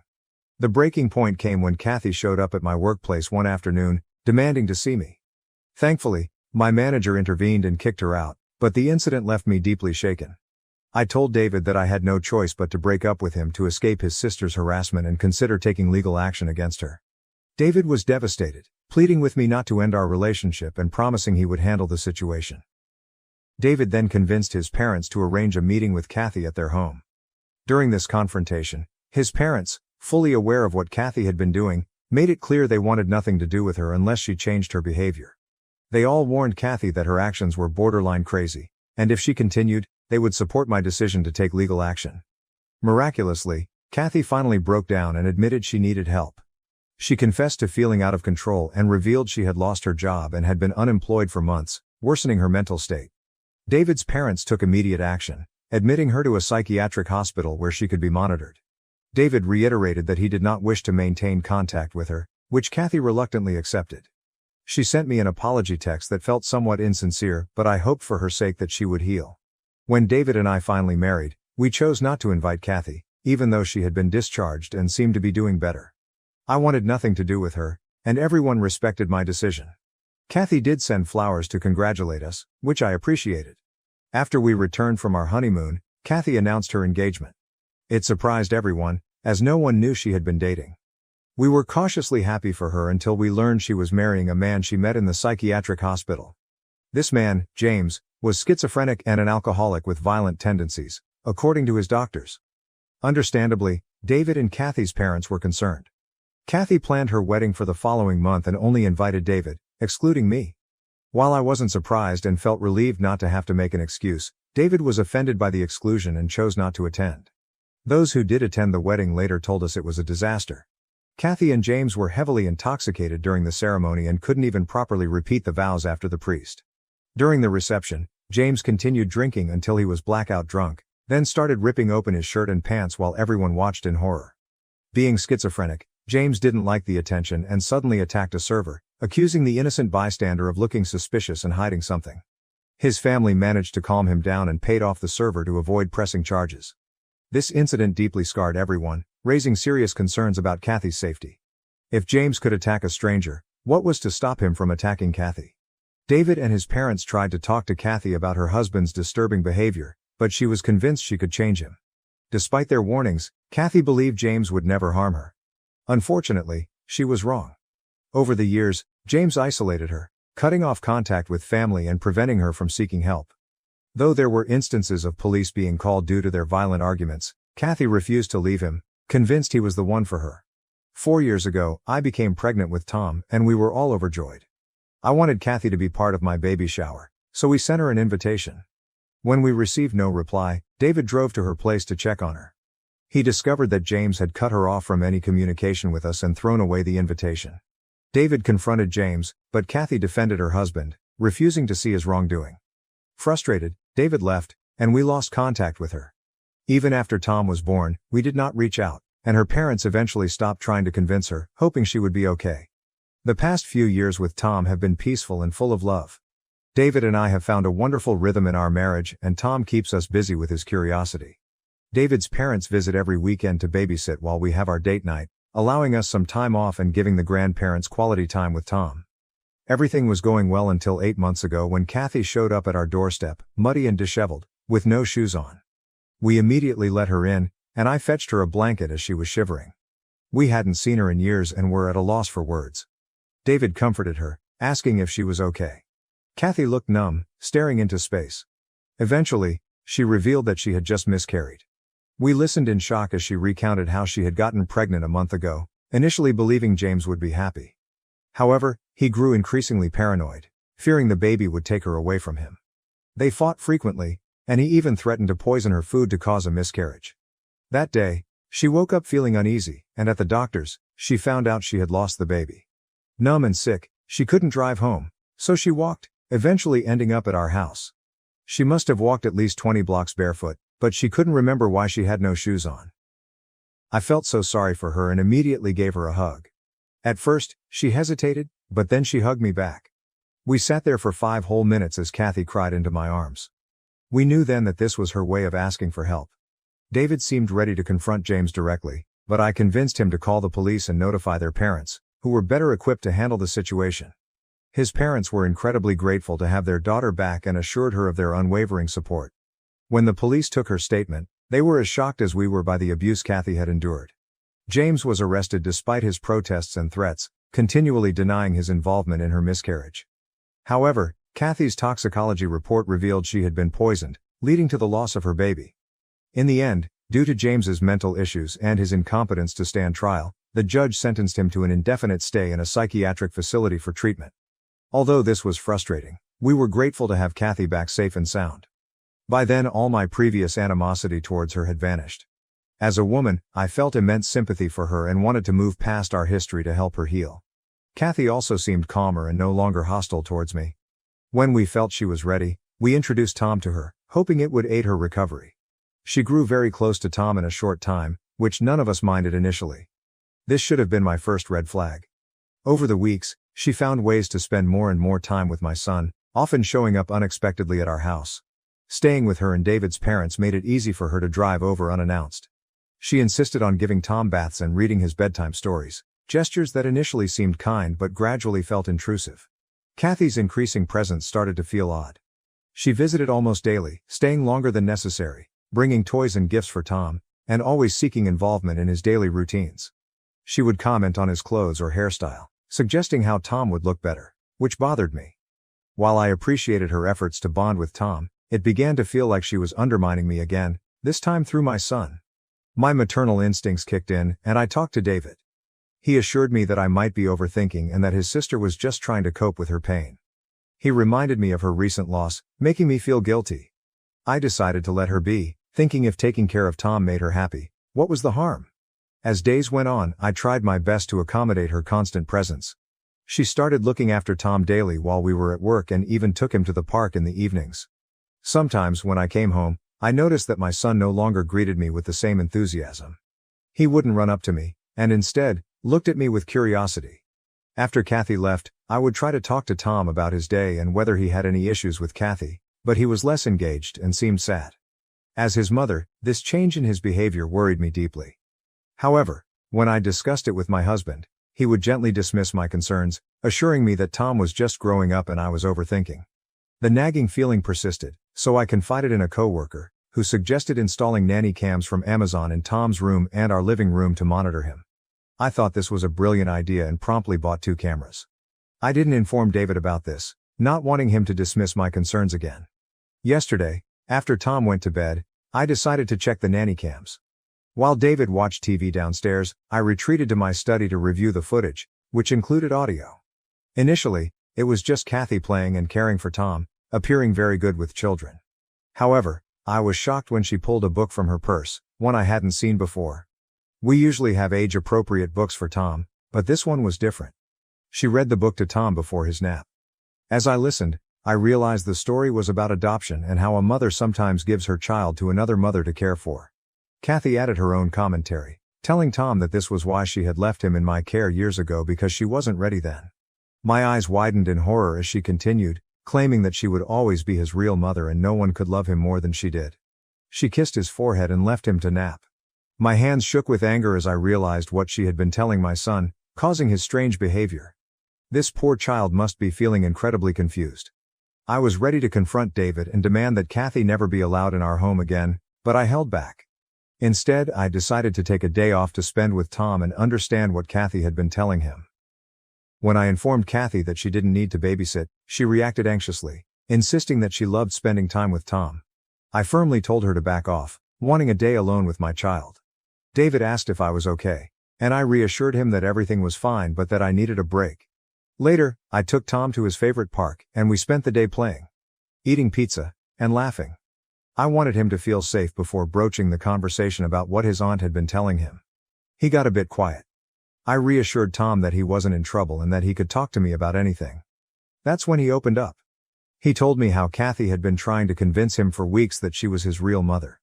Though he didn't truly believe it, she also told him that I would eventually leave him because only real mothers love their children. Her insistence made him scared to ask me about it, fearing I might actually kick him out. He said he loved me and didn't want to go live with Kathy. Hearing those words broke my heart. I stared at his tear-streaked face, seeing a small and vulnerable child instead of the joyful and playful boy I knew. I knelt down, gently took his hands, and assured him that everything would be okay. We would get through this together. I hugged him tightly, feeling the weight of his fears and pain. I felt like a failure for not protecting my son from this psycho. I promised him that he had nothing to worry about and that David and I would take care of it.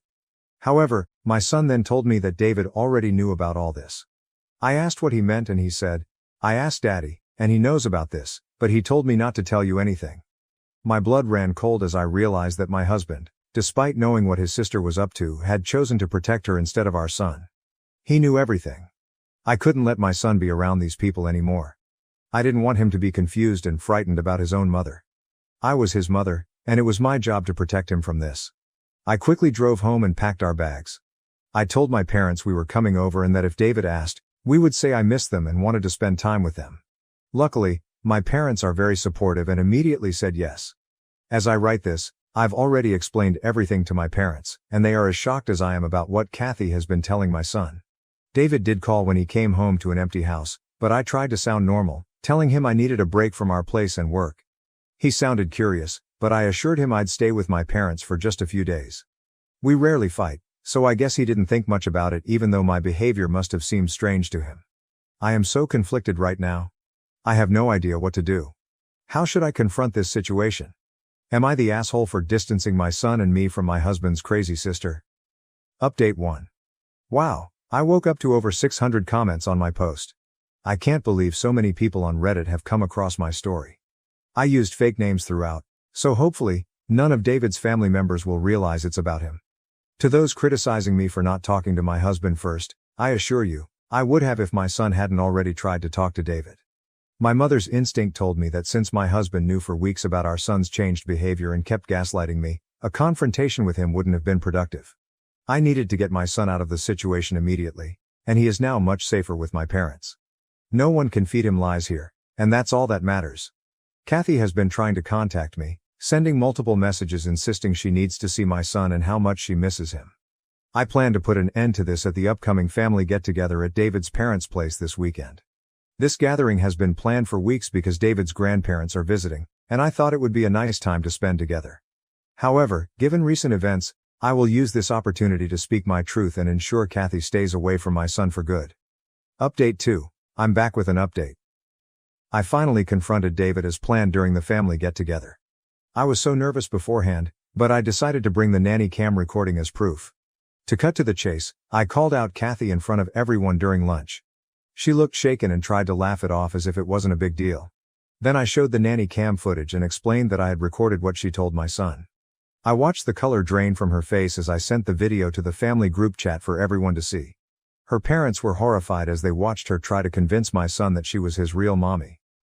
Next, I confronted David and told him how he failed to protect our son.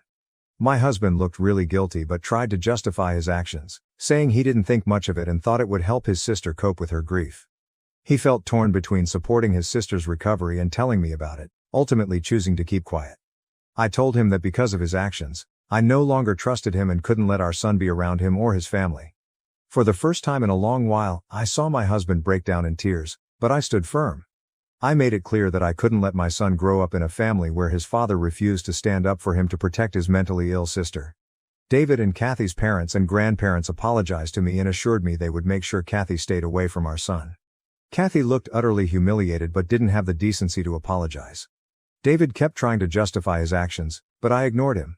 I left shortly after the confrontation, feeling that my work was done and wanting nothing more to do with any of them. Update 3. I see some of you are confused about my decision, so I wanted to clarify. Yes, I plan on divorcing my husband. I know many of you suggested giving David a second chance since this wasn't entirely his fault, and I agree that he is a good man.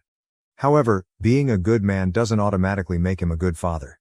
Just because we never had issues doesn't mean he was a good father to Tom. He should have addressed this from the beginning when our son came to him with doubts, instead of spending weeks trying to cover it up and gaslighting me.